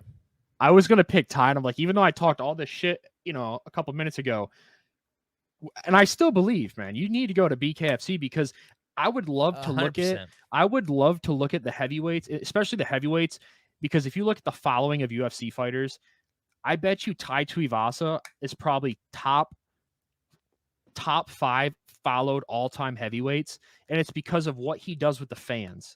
You know what I mean? People know him for drinking, getting a shoe, climbing up on the octagon, and that's where the BKFC the fans he'll get from that, I think, are just 100%. I think it would be a perfect business move for him, and then he can literally just train striking 24/7. I mean, I don't know how much he's training on the ground, also, but I did see he said he trained in Dubai for this fight. Going back, I know he was training in Abu Dhabi, so I don't really know what he's gained. I didn't read the article, but it did say he trained in Dubai for this. I don't know what he gained in Dubai that he didn't get in Abu Dhabi. I'm thinking those, you know what I mean? I don't really know. They're neighbors. They're neighbors, right? But I don't know what he's getting in Abu Dhabi or in Dubai that he didn't get in Abu Dhabi, because I remember for a while there, he was like, he hadn't seen his kid in like 3 months because he was only training strictly in Abu Dhabi. And I remember him saying like all of his friends were in Australia and the drinking wasn't as big, over there. I'm sure he still drinks a lot, but probably not as much as when he does in Australia. And I'm curious if we took this from when he started his beer company, how many times has he won? I'm not saying that's related. I'm just curious because he has that Drink West. And I remember one time he had shoes and he drank a beer out of the Drink West shoe. But since that, has he lost every time? Because it had to have been like recently he started the beer company. So I didn't know he had a beer company. He has a weed company though. Oh, well, he has a beer company. It's called Drink West, and it's in yellow cans. And he has like his own brewery, and it's got like food and everything. And Really? it's in Australia. Yes, it's in Australia. So so he's a man of many tastes and an entrepreneur, I guess. I think you the could weed say, company right? came after the beer company. I had no clue he had a weed company. Yeah, it's don't ask me the name of it, but he definitely has one. Okay. He definitely has one. I saw that recently. So I mean, hey, props to him. The dude's setting himself up for Oh, 100%. That's what for I'm the saying, future. man. The fans, you think about it. This whole thing, if you're not going to be a champion, is around fan support. And you know what I mean? Because obviously you get the most money when you fight for a title. And granted, he did fight for an interim title. Remember this? What wasn't it an interim title when he fought Gon? Or was it not? Was Who? it No. no? Tuivasa never has. Yeah, no. It was but he was. I had this down when he fought Gon. He was number 3 in the world. He was top 3. Think about it. If he would have beat Yes. Gon, he would have fought John Jones. Most likely, yeah. Yeah. And he dropped Gone. Yeah, and now he's like 10, ranked 10. And I think he could win this fight, but if we're just looking at the bigger picture, you know what I mean? The bigger picture, better for his career, I think BKF sees it. And I'm going to stop talking about it because I've said it like 5 times. No, but I don't disagree. So basically we're both on the Tai Tuivasa side, and I think I think it was line it was the over unders at 1.5 rounds. Yeah. I'm gonna say it happens second round. I think he knocks him out in second round. Drink West, it says it was founded in 2019, but I think it says right here the date it got like its first thing was May 26th, 2022. And that sounds about right. It's only been around, I want to say, for like a couple of years. And if you look at when he started losing, September 3rd, 2022. And granted, that was Cyril Gane and then Pat. Like these last 3 losses, not counting Tybura, were top 3 or 4 in the division. But to play devil's advocate with the last name that you threw out there, by heavyweight standards, Marcin Tybura isn't necessarily a bum. I mean, look. I'm not. Even he's though been I think ranked it was for against a a bum, while, I'm sure. Even though I think it was against the bum, look what he pulled off against what's the guy? Alexander Romanov. Yeah. Now I do think Romanov is. I don't like calling any professional fighter, especially one in the UFC in the top 15, top 20, a bum, because these dudes would fold me up like a pretzel, be they a heavyweight or flyweight. But let's call a spade, comparatively speaking. I always use this. Is not great. I always use this analogy. Like, you can say this fighter's comparing, like, if you went to, like, I don't know, like a NASCAR or whatever you're comparing it to, like, dude, the same like 5 drivers win like every week, or 10 drivers win every week, right? There's always those people that are going to fish like 20th to 40th. Doesn't mean they're trash. They're at the top of their level, but they're not good compared to the top, right? So like if you want to do that, like, yeah, the heavyweight roster, there's not bums on there, but compared to like the top 5, those guys that are unranked forever, they are. You know what I mean? If you're comparing them to the top of the division, they're not world-class fighters. No, 100%. Now they could beat everybody on the regional scene most likely, but they're not like, they're never going to be a champion. Yeah, I mean, I've never looked at Marcin Tybura and been like, future of the division. I've never looked at guys like Sergey. But he has good wins. He does. Yeah, but he's not going to be. He's just not going to be champion. So, I know we got one more we want to jump into for main card, but like, we're talking about heavyweights, and you mentioned him earlier. Gelton Almeida. Yeah. What do you think right now? Because I know he called out Sergey Spivak the other night, and I need to rewatch the fight, but like, he was beating Curtis Blades before he got hit, you know, with the. That was a very weird finish. Like he just, it's like he just didn't think about getting hit, and I don't think when he hit him the first time, I think he thought, oh, these are nothing. And then the next time he hit him, it was like a double the power of the first one, and he was just done. It was very weird how he was just holding onto the leg and like really not moving. And then Curtis just smashed him. Yeah, it's one of those weird ones of like, how often does that happen? You know what I'm saying? Exactly. Like, is that an anomaly? Like, if they fight a second time, does the same thing happen? Like, obviously, I think at this point, like Tom Aspinall, I don't know, dude. He's so good, and he's never been pushed the distance. Let me ask you this: out of all the people right now at heavyweight, who is the dude for Tom Aspinall that you want to see most? Right? Oh, it's what everybody wants to see most. Everybody knows. Everybody. It's John Jones. It's John Jones. There's nobody. I mean, there's nobody else in the division for him to fight. It's John Jones. But does John Jones even fight again? Oh no. I don't think John Jones even fights Stipe. Oh, you don't think so? So what Nope. I think happens is, and I know the other day Dana turned down the Poatan Jones match. I don't know if you saw that comment. Yeah, I saw that. It was like yesterday or something. It was like adamantly. You know, I would love to be a journalist in MMA, and I've thought about it, but I can't move to Vegas because these journalists are some of the dumbest people. Man, they ask the stupidest questions. You're in front of the dude who runs it, and you're asking just dumb questions all the time. And I think half of it is some of them are just they don't have the balls to ask the real questions because they don't want to get kicked out. 100%. Because yes, it's so bad. So I would love to be a journalist, but I feel like I probably wouldn't get anywhere because as soon as I ask, like, oh, yeah, well, you're no longer, you know what I mean? Like, I'm not trying to stir up stuff like Ariel Helwani, but I'm trying to ask the real questions. And sometimes they don't like those real or fair questions. Exactly. But so John Jones. Oh, John Jones aside.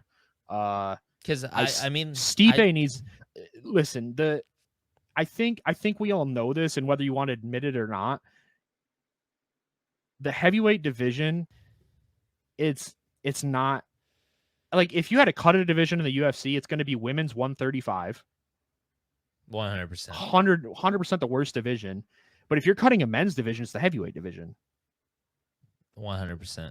Like you can say 125 has boring fights now. They've a lot better than in previous years. But they're technical. But they're like, oh, they cut Mohamed Mokaev because he's boring. Do you see what some of these heavyweights do on these Apex cards? Because if Mohamed Mokaev is boring, these heavyweights are like senior citizens. Do you know the true story about what happened with Mohamed Mokaev? Do you? I heard that he was very and again, I don't know. It's obviously I'm a big Mohamed Mokaev fan.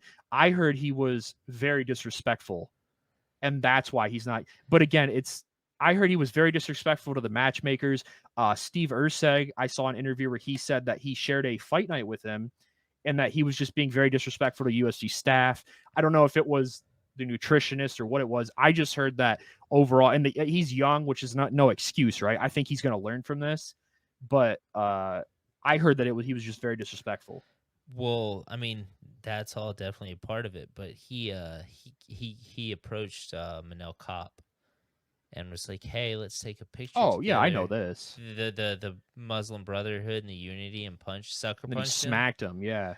So that on top of the stuff, and I mean, PFL didn't sign him. The guy they don't have a 125 division. But well, yeah, that's true. They could try to. He's not fighting. 35, he's too big for PFL. He's too small for 35. I think. But the PFL guy said, like, basically, from what I understood, almost like he's a headache we're not willing to deal with. Well, they probably don't have enough money either because they're a dying promotion. Oh, 100%. PFL, and it's so sad, man. But like this PFL like pay-per-view that Francis is going to be on, like,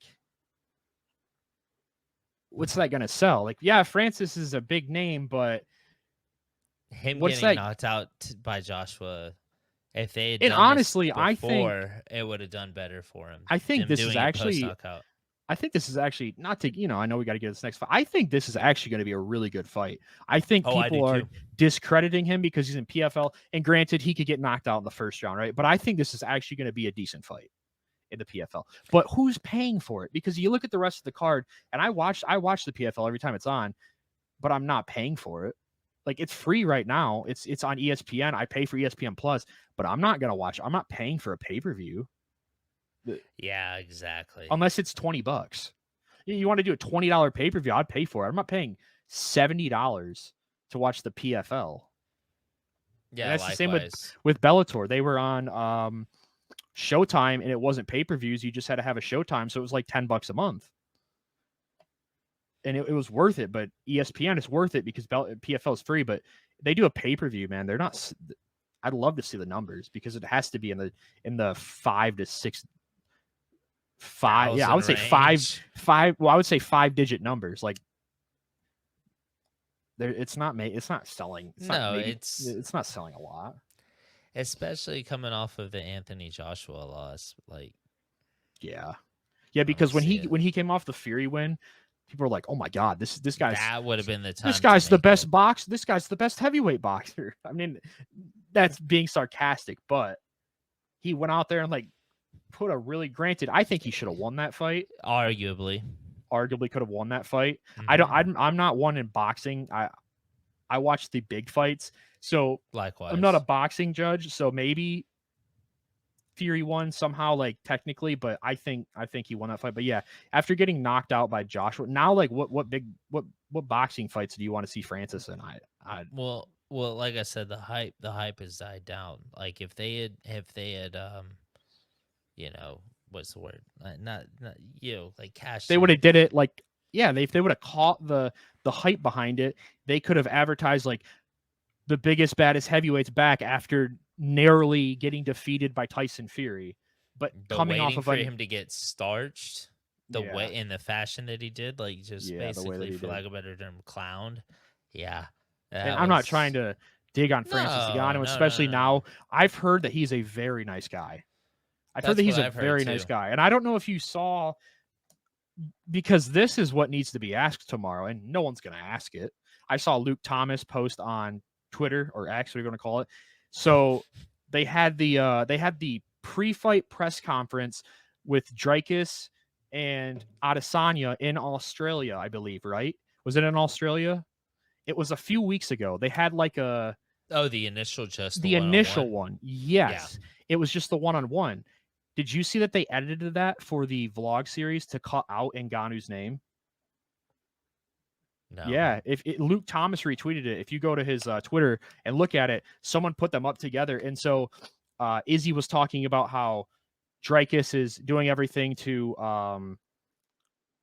what's the word? Like overlook these Africans. He's like, he's doing his best. Oh, discredit. He said he's doing his best to discredit what Francis Ngannou and Kamaru Usman did. And they cut out Francis Ngannou and changed camera angles to make it look like Izzy just said him and Kamaru. Really? So if you actually go to the UFC's channel and watch that live stream back, he says Kamaru, and Francis. But if you go back and look at I think it's the embedded. I think it's one of the embedded episodes, or it's that whole like hour-long thing talking about the middle. They cut out Ngannou's name. And I also know that like a year ago, someone from Cameroon had fought, and it said the only UFC fighter from Cameroon ever, like the first one, and obviously it's not. I saw that. Yes, and that could have been a mix-up. Like, let's say that somehow that could have been, but editing his name out is not a mix-up. Like, they didn't just like, oh, let's just cut 2 seconds out. So I think someone should ask that tomorrow at the press conference, because Izzy's right there in front of the boss man. So ask them both the question. Be like, well, you're saying that Dricus is doing everything to discredit what Ngannou did, but the UFC just edited out his name. How do you feel about that? And that's the question that people need to ask, but they're not going to ask it because they don't want to get their credentials taken away.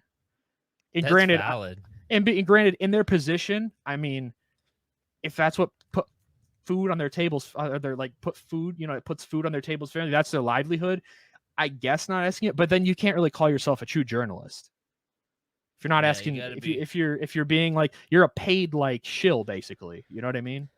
Yeah, no, 100%. I mean, that whole situation is just another cluster fornication. Like, yeah. Because at first it was like he they did the edits where at first he's like he doesn't want to fight Ngannou. John does not want to fight Ngannou. If I'm John, I'm going back to light heavyweight. That's like a quote. Like he's like, if I'm John, I'm going back to light heavyweight. But then like a few months later, it's like he didn't want to fight Jones, so he left. And I'm not a big Ngannou fan. Like saying this, I'm just stating it like what. Yeah, and likewise, but Yeah. that. It's just. But I'm also not a John Jones fan. I really and I just, think, really hey, don't real understand. talk. I think John Jones looked like shit against Cyril Gane. We only saw the little bit we saw of the striking was not good, Dude. and 100%. it was not very long. And people can glaze like, Fair. well, it's John. You know, he's the little bit of striking we saw, but you have to remember he was off for what? 3 Fair. years, and now he's off again for another. And look, I love Stipe. I've called him an over the hill Stipe in the comment sections because let's be real, by the time he fights, it'll be almost like 4 years since he fought. Yep. Look what Alex like Poatan has done. I don't even think Poatan had made his debut the last time Stipe fought. That's crazy. Correct. So I think they're both gonna look like shit in the heavyweight fight. I think Stipe is probably the better striker, but you know, even talking about the fight, I don't know if it's gonna happen. But well, my whole thing was when that fight first got announced, and like people made it like, oh, John Jones is gonna run through him, bro. John Jones this, John Jones that. And dude, I could go on a tirade about this. John Jones has always struggled against guys that, for lack of a better term, are his own size. When he was having his run at 205, he was maybe not physically this way or this way bigger than his opponents, but he was this way and this way bigger than everybody he fought. And hey, athletic gifts, I'm not going to try to say, well, you know, take that away from him. He sucks. That's what he's born with. Hey, bro, like, cool. Dude's good for you. Great fighter. But the horrible human being.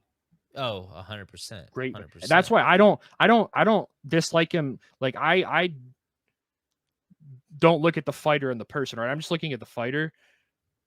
Anybody that's caught, like the dude hit under the octagon all day, so he didn't have to take a piss test. Dude, the dude hit a pregnant lady and dipped. Yeah, but see, I'm not talking about that. I try not to like. Oh, I'm not saying. Talking, I'm saying I he's yeah, because people are like, so you're saying he's not the GOAT because of what he's did outside of the octagon, dude. Hiding from a drug test is hiding from a drug related. test under an octagon is related. Yeah, I'm not saying because people are like, well, you just don't. Because there's even a clip of his dad, of Habib's dad, being like, whatever he does outside the octagon is whatever. John Jones is an amazing fighter, and he is an amazing fighter, super good fighter. But I just don't think you can count him in the GOAT conversation when, you know, he's been piss tested and failed so many times. And so, man, we got on a tirade from 305, but you know, and that's fine. That's fine. I don't mind. And I know people that are listening to this for a fact don't mind. Yeah. But I mean, I get what you're saying, right? Okay. Which, by the way, that excludes Islam, because Islam has tested positive in the past too. Because I know someone would be like, "Well, you're going to think Islam's the GOAT because you like Dagestan." He technically, by my ruling, then he's not in the GOAT conversation either. Brian Ortega's tested positive. Sean O'Malley's tested positive. Mm-hmm. There's a lot of people, and I'm not like a super OG fan. I can't remember. I don't know if Anderson Silva tested positive before the leg break. Because I count his entire career after the leg break, like post. I don't even. Yeah, okay, so that and I'm not excluding that. He tested positive against Nick Diaz, which I believe was his. So, knockout, leg break. Yeah, Diaz. Okay. But here's my thing. That's where I was gonna go make the asterisk, right? Anderson. I'm not saying cheating or steroid use or whatever is okay, but if there's no USADA and there's no testing, steroid use isn't cheating. Okay. Exactly. Yeah. And then he was using juice. He was. Well, I'm saying he's cheating because you're giving yourself a physical advantage, but on the same hand, right? Right. Here's the argument I'll make to you. There was no USADA for him. There was no USADA for other people. And then, hot take, not even a hot take, Chris Weidman, suddenly all this USADA stuff starts coming into play, and we start testing people. What happens to Chris Weidman's career? Yeah, there's a lot of people like that.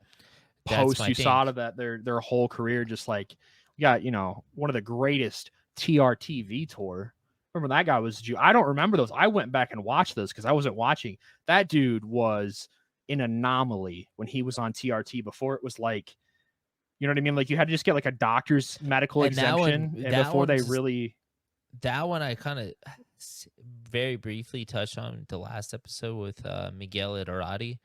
Miguel, I don't know if you watched any of those. I've had Miguel on twice. I'm going to have him on a third time next week. Miguel is sensational, dude. Miguel has a plethora of knowledge. That's cool. With especially old stuff. Miguel's yeah, because I only know like the last 5-6 years where I was really into it. Miguel's got stories for days, bro. And I've told him quit telling me stuff because I want to record it. Like, got stories for days. And Miguel could tell you stuff about, I mean, all the TRT stuff, all the pre-USADA stuff. Right. Miguel, And dude, did you watch any of my Miguel stuff? I- The stuff I did with Miguel? I don't watch a lot of podcasts because they're so long. I feel like I just don't have the time to watch. Like it is very rare I watch a whole podcast. I watch podcast clips a lot. Fair. So Miguel, dude, he was the matchmaker for Bodog. Okay. I don't know how much you know about Bodog, but I don't know. I'm guessing it's another promotion, obviously. Yes. So he did matchmaking for an organization called Hook and Shoot in Evansville, Indiana. Which shout out to Evansville. I spent some time there. So, Hook and Shoot was a small organization, and then Miguel got on with Bodog, and I'm trying not to misquote him because I wasn't there, right? But Miguel, dude, he's a guy. He got Chael Sonnen, one of his first big contracts, Chael. making money. Okay. Eddie Alvarez, Shout out Jorge Uncle Chael. Masvidal. He's booked fights for Fedor Emelianenko. He booked Kane.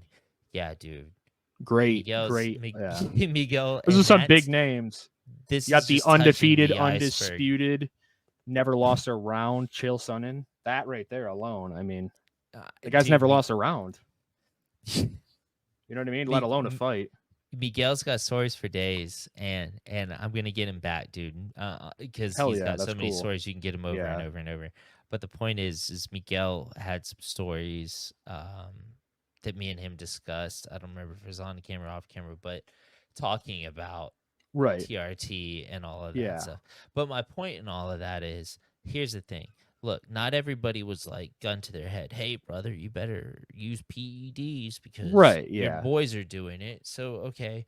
But like people are trying to say, well, you can't hold PEDs against John Jones and not hold it against Anderson. I'm like, look, bro, Anderson was fighting at a time when we didn't have a USADA. We didn't have a testing program, and John Jones was. So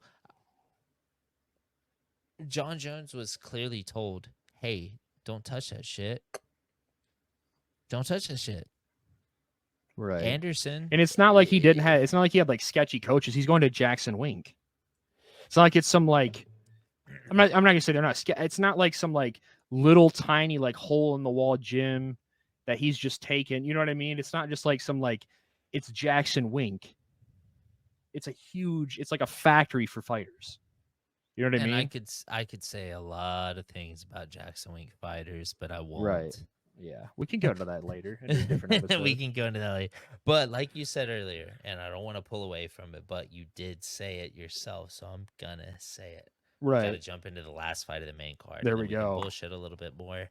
What is the last fight? We can do the last Lee the fight, Leech, or the first fight. So finally, opening up the main card of the evening, we have a fight in the welterweight division between Jingliang and Carlos Prates.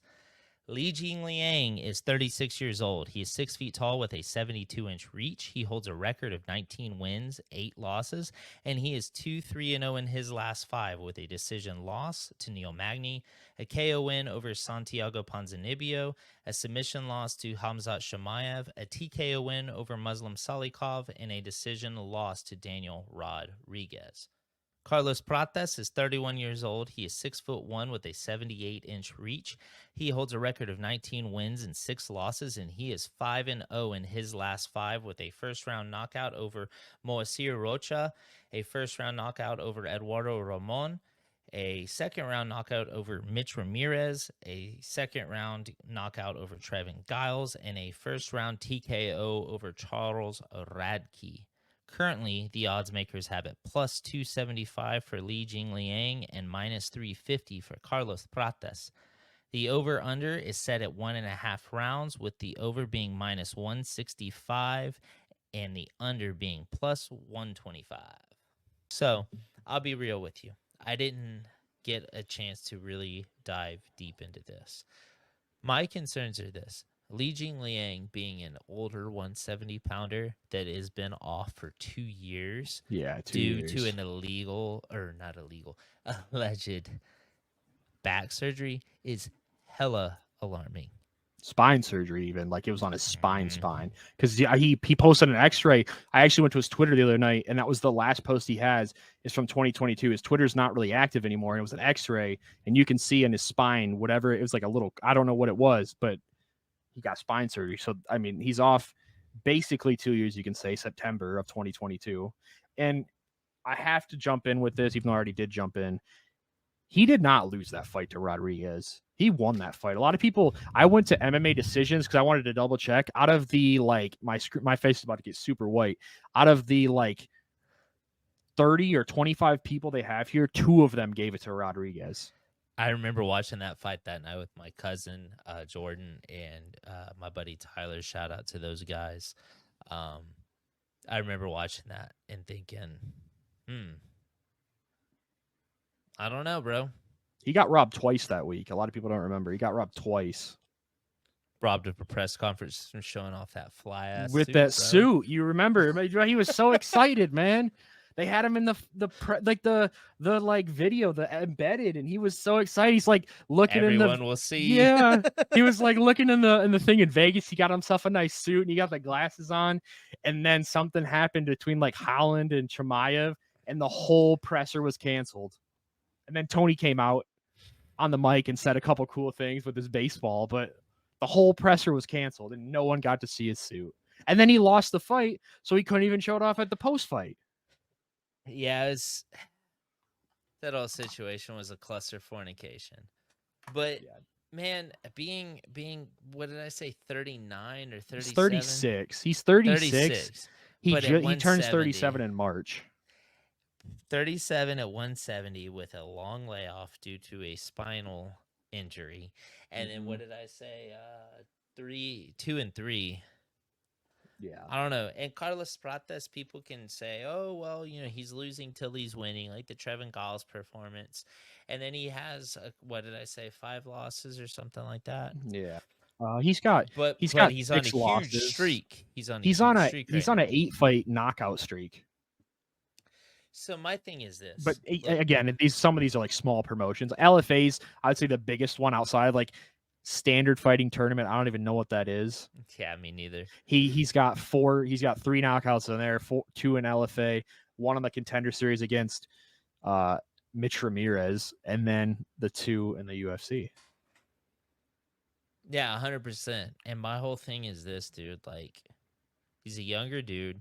His build is freaking weird to look at. That dude is built like... Yeah, I'm looking at the picture. What's his name? What's Orlok from Nosferatu, bro? He's built like Orlok. I don't know what that is, but... You don't know what Nosferatu is? No. The old, like anime? Oh, Jesus. No, this is like 1900 silent film vampire movie where he's white, and pasty, and bald. You really don't know what Nosferatu No, and I thought is? I knew a lot about film because I have a VCR right next to me and another one over here. I watch stuff on film all the time. Oh, dude, you need to Nosferatu, they're remaking it. Robert Okay. Eggers is remaking it. That A24 movie studio makes all the like artsy horror movies. A lot of them that I Yeah. don't like. Nosferatu is old school. It's pre-Dracula, Okay. like Before pre-Dracula like the King movie. Kong and stuff. It came out in the 1920s. It's a Okay. silent film. It's a silent film. Okay. Yeah, I think King Kong's like the 30s with like the Yep. with like the clay stuff. Yep. Okay. It is 1930s.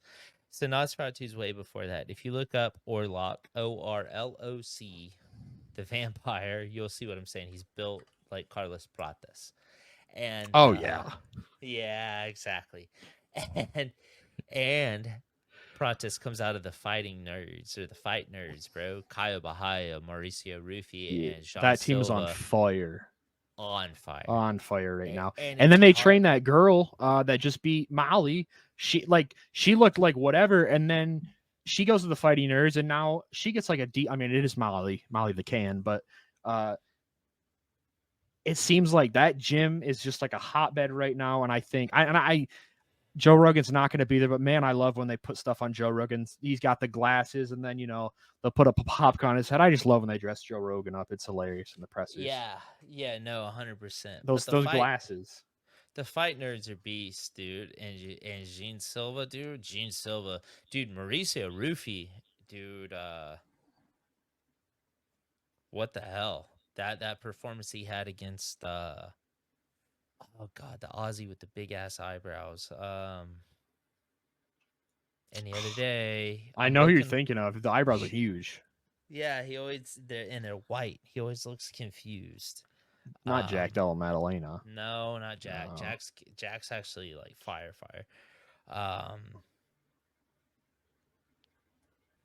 What weight class? He's 170? 155.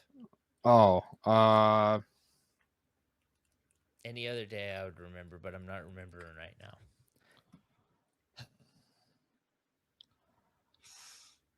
yeah. Jamie Malarkey. There you go. There you go. Yeah. Yeah, Mauricio Ruffi's performance against him. But anyway, point is, I'm a big fan of the fight nerds, dude.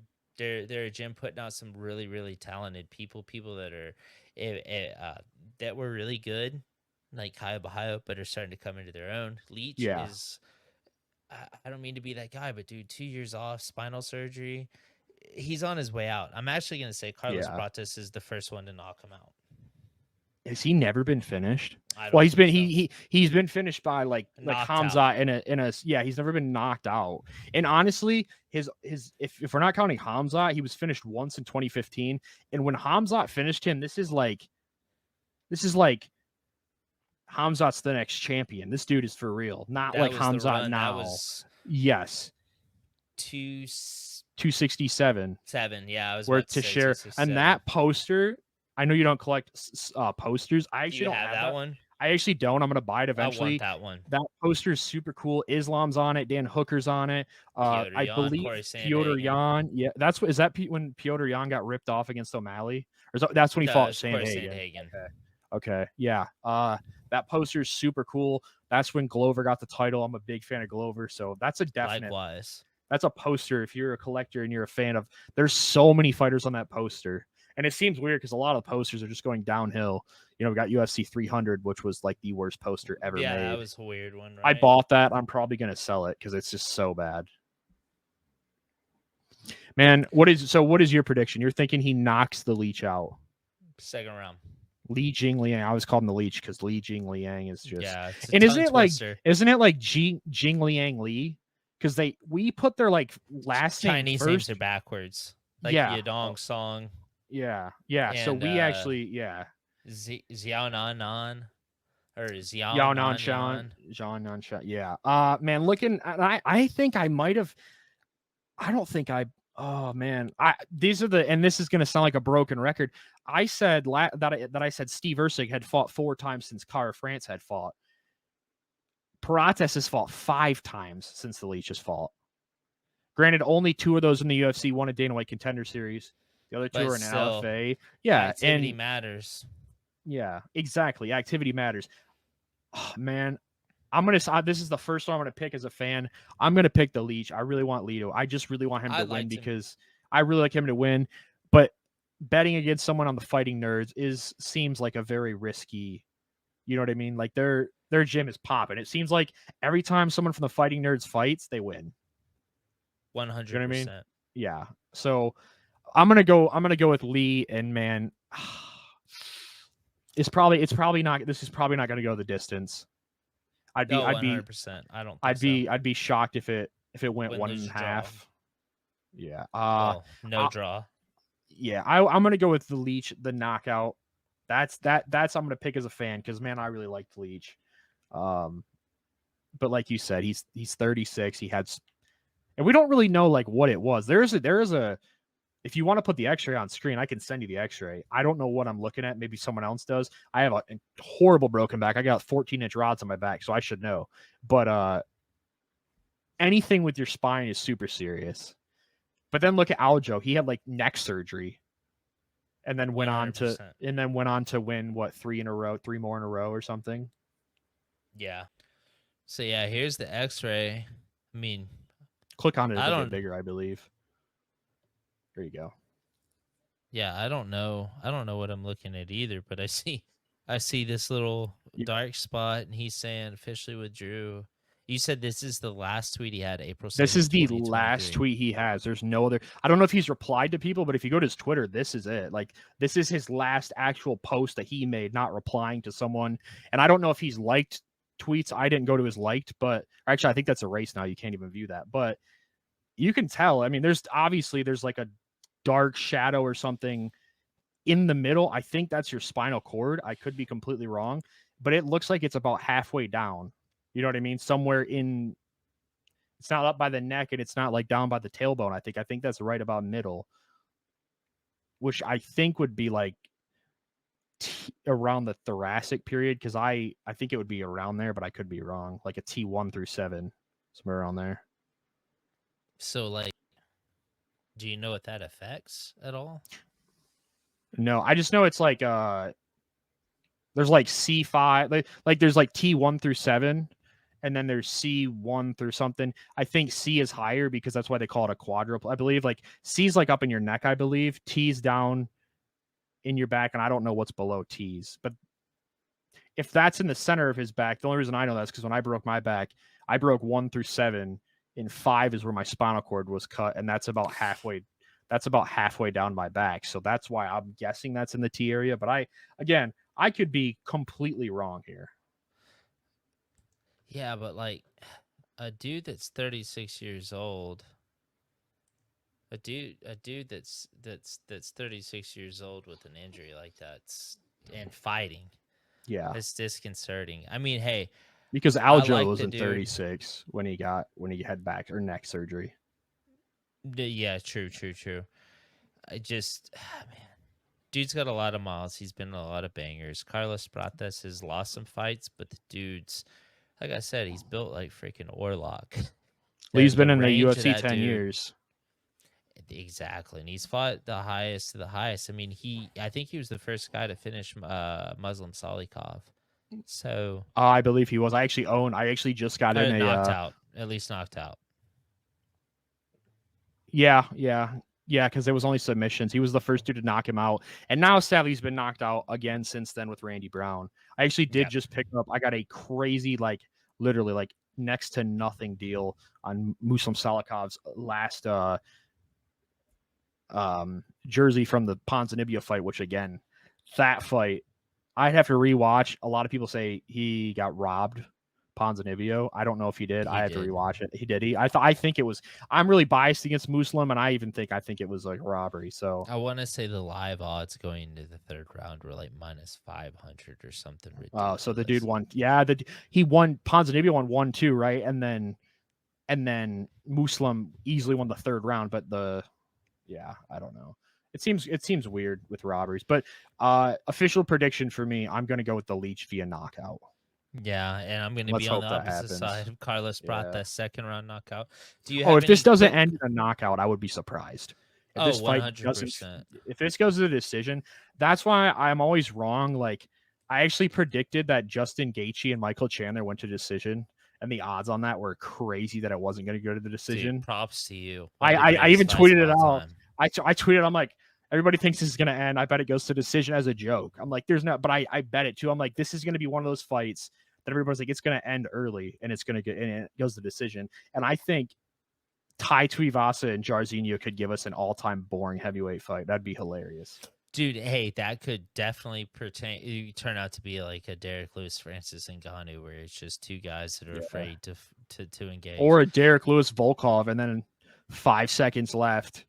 That was at Somebody 229.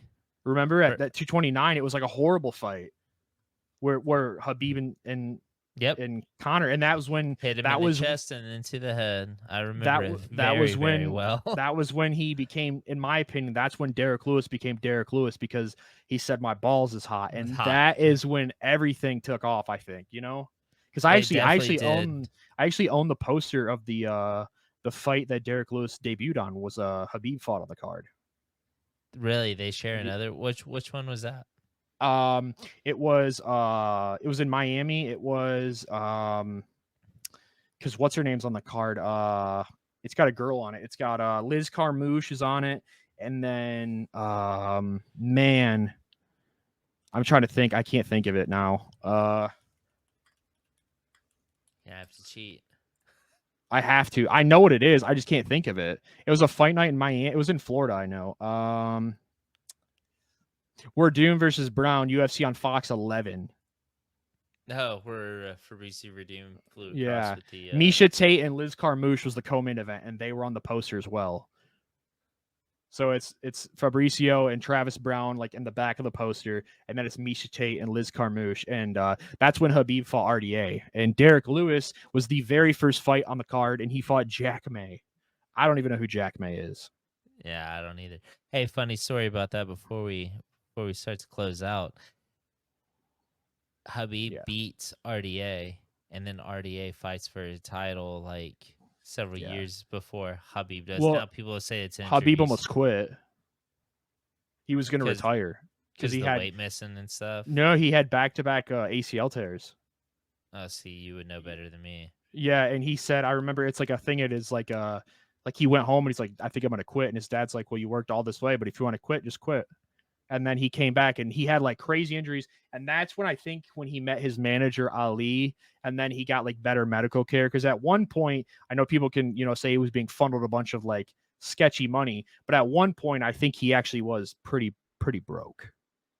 Okay. Yeah. So he couldn't get like good surgeries. And then that's when he went like back-to-back ACL tears, I believe it was.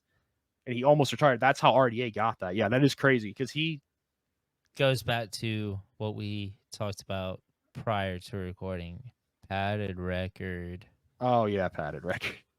Yeah, that's crazy. Padded record. It is. You could say it's a padded record at the beginning. Pre-champ. Yeah. Very close to being champ, mind you. Not like oh he got his debut. No, very close to pre-champ RDA. Yeah. And RDA, out of people who have been the champ and are still fighting, RDA he's Dude, for how old he is, he's still like super good. Like he gave, like I said earlier, I'm not super high on Mateusz Gamrot, but he gave Gamrot a daggum fight, dude. Yeah, and you can say obviously he's nowhere near what he was, but for how old he is, and if you look at, he's actually, I think that's going to be hard to beat. I think the guy who beats him maybe Max Holloway because Max Holloway's so young, but RDA's number one in fight time. And I believe Frankie Edgar's right behind him. But RDA's at like 8 hours in the octagon. Oh no, that's significant strikes for you. Yeah, no, this is total fight time. Yeah. I believe so. Total fight time. In RDA, I think it's like 8.5 hours. But you got to remember, Miller's way up there too. Is he? I think Jim Miller's in total fight time or total fights. Total I know, fight but time though. Total fight time. Jim Miller's at number 4 with 7 hours 11 minutes. Max Holloway's at 3 with 7 hours 51 minutes. So his next fight, unless he just goes out there and demolishes Topuria, he's going to become second because Frankie Edgar's at 7:57. But then you have an RDA at 8:41. He's 50 minutes ahead of. That's 2 title fights for Max Holloway. 2 title fights just to catch RDA, and RDA is not done. At least not Well, that I know of. I But he's can only already fighting t- 3-round fights. if So. if Max Holloway goes out and demolishes Ilya Taporia, I'll be very shocked. I'm just gonna go ahead and say that. That's a whole I am discussion for a different very high on episode. Ilya Taporia. Very high on Ilya You and me both. In fact, Yeah. I'm You actually gonna have already something go I really ahead. want. Yeah, you're not gonna get it, my brother. I have a Pantoja's debut jersey. You're still not getting my shorts, No. bro. Oh, I thought you had a shirt too. No, I No, just you have just the have the shorts. shorts. Oh, someone else has the shirt, which people are putting. This one dude. I'm not even going to say this actually on the podcast because someone will go out and buy it. There's someone who's got 2 things and he's had them forever, and he wants kind of crazy prices for them. But one Tell dude me had. offline. Okay, yeah, Well, I'll tell you offline. Yeah, But you go ahead and spill a little beans before we call it quits tonight. he's on eBay. He's from Hawaii. I'll put it that way. If you can find him, he's got some cool shit. He's from Hawaii and he's on eBay. Is he got anything at Taporia? I believe so. Yes, I could be. Because somebody just completely wrong. posted some Taporia jersey. It might be the same dude. I always get. Yeah, there's a dude selling a Taporia jersey on eBay from the Bryce Mitchell fight. Oh no, it's not that one. No, it's not that one. I think he has his debut one. Oh, that guy. Yeah, I've Yeah. seen that one. Yeah, The no, it's not. Reebok era. Yeah, which I personally prefer older fight worn stuff. I like older stuff to begin with. Dude, I would kill to have Ilya shorts from the Jai Herbert fight. Was that Venom area, I think, right? Nope. No. Reebok. Oh yeah, so this one dude, he wants $6,000 for this jersey. He could get that, but I don't think he's getting that right now. No. He could get that. He's got to keep it. You know what I mean? Like hold on to it. Yeah, right now, if you right now, it's worth quite a bit, but it's not worth $6,000, at least in my opinion. But who am I? You know what I mean? Yeah, I mean, I'm a Shorts are Taporia worth more than fanboy. the shirt. Yeah, it's gloves, shorts and shirts. shirt. Yeah, Yeah, but sadly, the UFC does not do shorts very much anymore. Instead, with gloves compared to what they used to. It's from what I understand, it's fighter's discretion. Yeah, that's why Tony Ferguson never gives up his stuff, and sadly, there was when I first got into this, there was like 5 Tony Ferguson things on the UFC website. Really? For like $500 a piece. Yes, super cheap. Were they walkouts or shirts? Yeah, they were. It was all walkout shirts. One of them was the Vegas Stronger one. I specifically can remember because I had it in my cart for like a month. It was after that all that like happened that in the Vegas hotel room, and everybody was wearing Vegas Stronger stuff. So it was whatever fight after that happened was from. But they had like on the website they had a couple Glover to share things. They even had pre-Reebok like custom like stuff that they'd wore that had sponsors on it, and really it like was real. this It was like thing right okay. here. Yeah. No, I didn't mean to interrupt you, but this guy is obviously Reebok era. Yes. But like, I got that last year, and that's from early 2020. Like the amount of stuff that just is like sitting in the back is kind of wild. Yeah. And UFC Collectibles has made it. Their whole closed auction bids are a joke. Sketchy. I don't know if you've seen this, but as someone who is like, dude, this is all I do. Like, I'm just like invested so much. I'm not saying invested money. I mean, like, I'm like so invested in these fighters and exactly like here. And what they do now is so shitty, man. After Sean Strickland fought his last fight, and people that are into fight worn gear know we should do a podcast on fight worn gear and how sketchy the whole thing is. Now would love to. They had Sean Strickland shirt from the Paulo Costa fight at the Makhachev card, and they had like it's like submit a closed bid and they have an estimate. They no longer have those estimates. It was like $10,000 to $15,000 was what they were saying your estimate should be. They couldn't sell it, so they put it on an auction, sold for $1,000. Oh, I didn't know they put it up for auction. Sold for $1,000. Yep. It was in the same because they sold Makhachev's thing. They sold Poirier's thing. They sold it was around the same time where they were selling old stuff because I was going to buy the Strickland one, but I ended up buying Jamal Hill's debut jersey because now I have Jamal Hill's debut jersey and the jersey he wore when he was going out to win the title. So, well, I've talked about it a different time in more detail, but funny story. After the auction didn't sell, You I was in, you almost bought it. yeah, You've I told think me I did about tell it. you that. Yeah, Yeah, yeah, yep, the Jamal yep. Hill jersey. Yeah, I did. But anyway, this was super, super fun. I know we got sidetracked a lot, but that's what Yeah. I love about the Yeah. sport is it brings out all that stuff, dude. Yeah. So I'm super, super stoked. Do you have like before we close it out, we got like a couple minutes. Do you have a specific fight that you're like most stoked for Saturday? On this card? Main card, prelims, any of them from this card. Looking at it, let me look at it again. I think the best fight from the main card probably going to be the co-main event. I think the co-main event is probably going to be, and looking at the man, I really like Joshua Kulabau. I do think too. I think he's very, I think that could be an interesting fight. His opponent has been in the UFC for a while. Yeah, looking at this, man, I probably not too high on the Tafa brothers. So I would have to say anything on the prelims, probably Joshua Kulabau I'm looking forward to the most. On the main card, it's got to be the co-main event. I think that's going to be, I'm not saying that's going to be the most like violent fight, because the heavyweight fight could just be a one-punch knockout. I think that's going to be your fight of the night money bonus, unless somehow Izzy and DDP put on a war, which I don't know if that's going to happen. I think it could be a very boring 5-round decision. Likewise, I agree 100%. Main card wise, Kai Kara, France, Steve Erceg, I could see just being a technical clinic, and then I don't see that fight being boring. No, I don't either. So No. yeah, exactly. It's going to be a feeling out process, but it's going to be a technical striking battle where Izzy versus Duplessis could be a technical striking battle, but from a distance and not in the pocket, constantly engaging.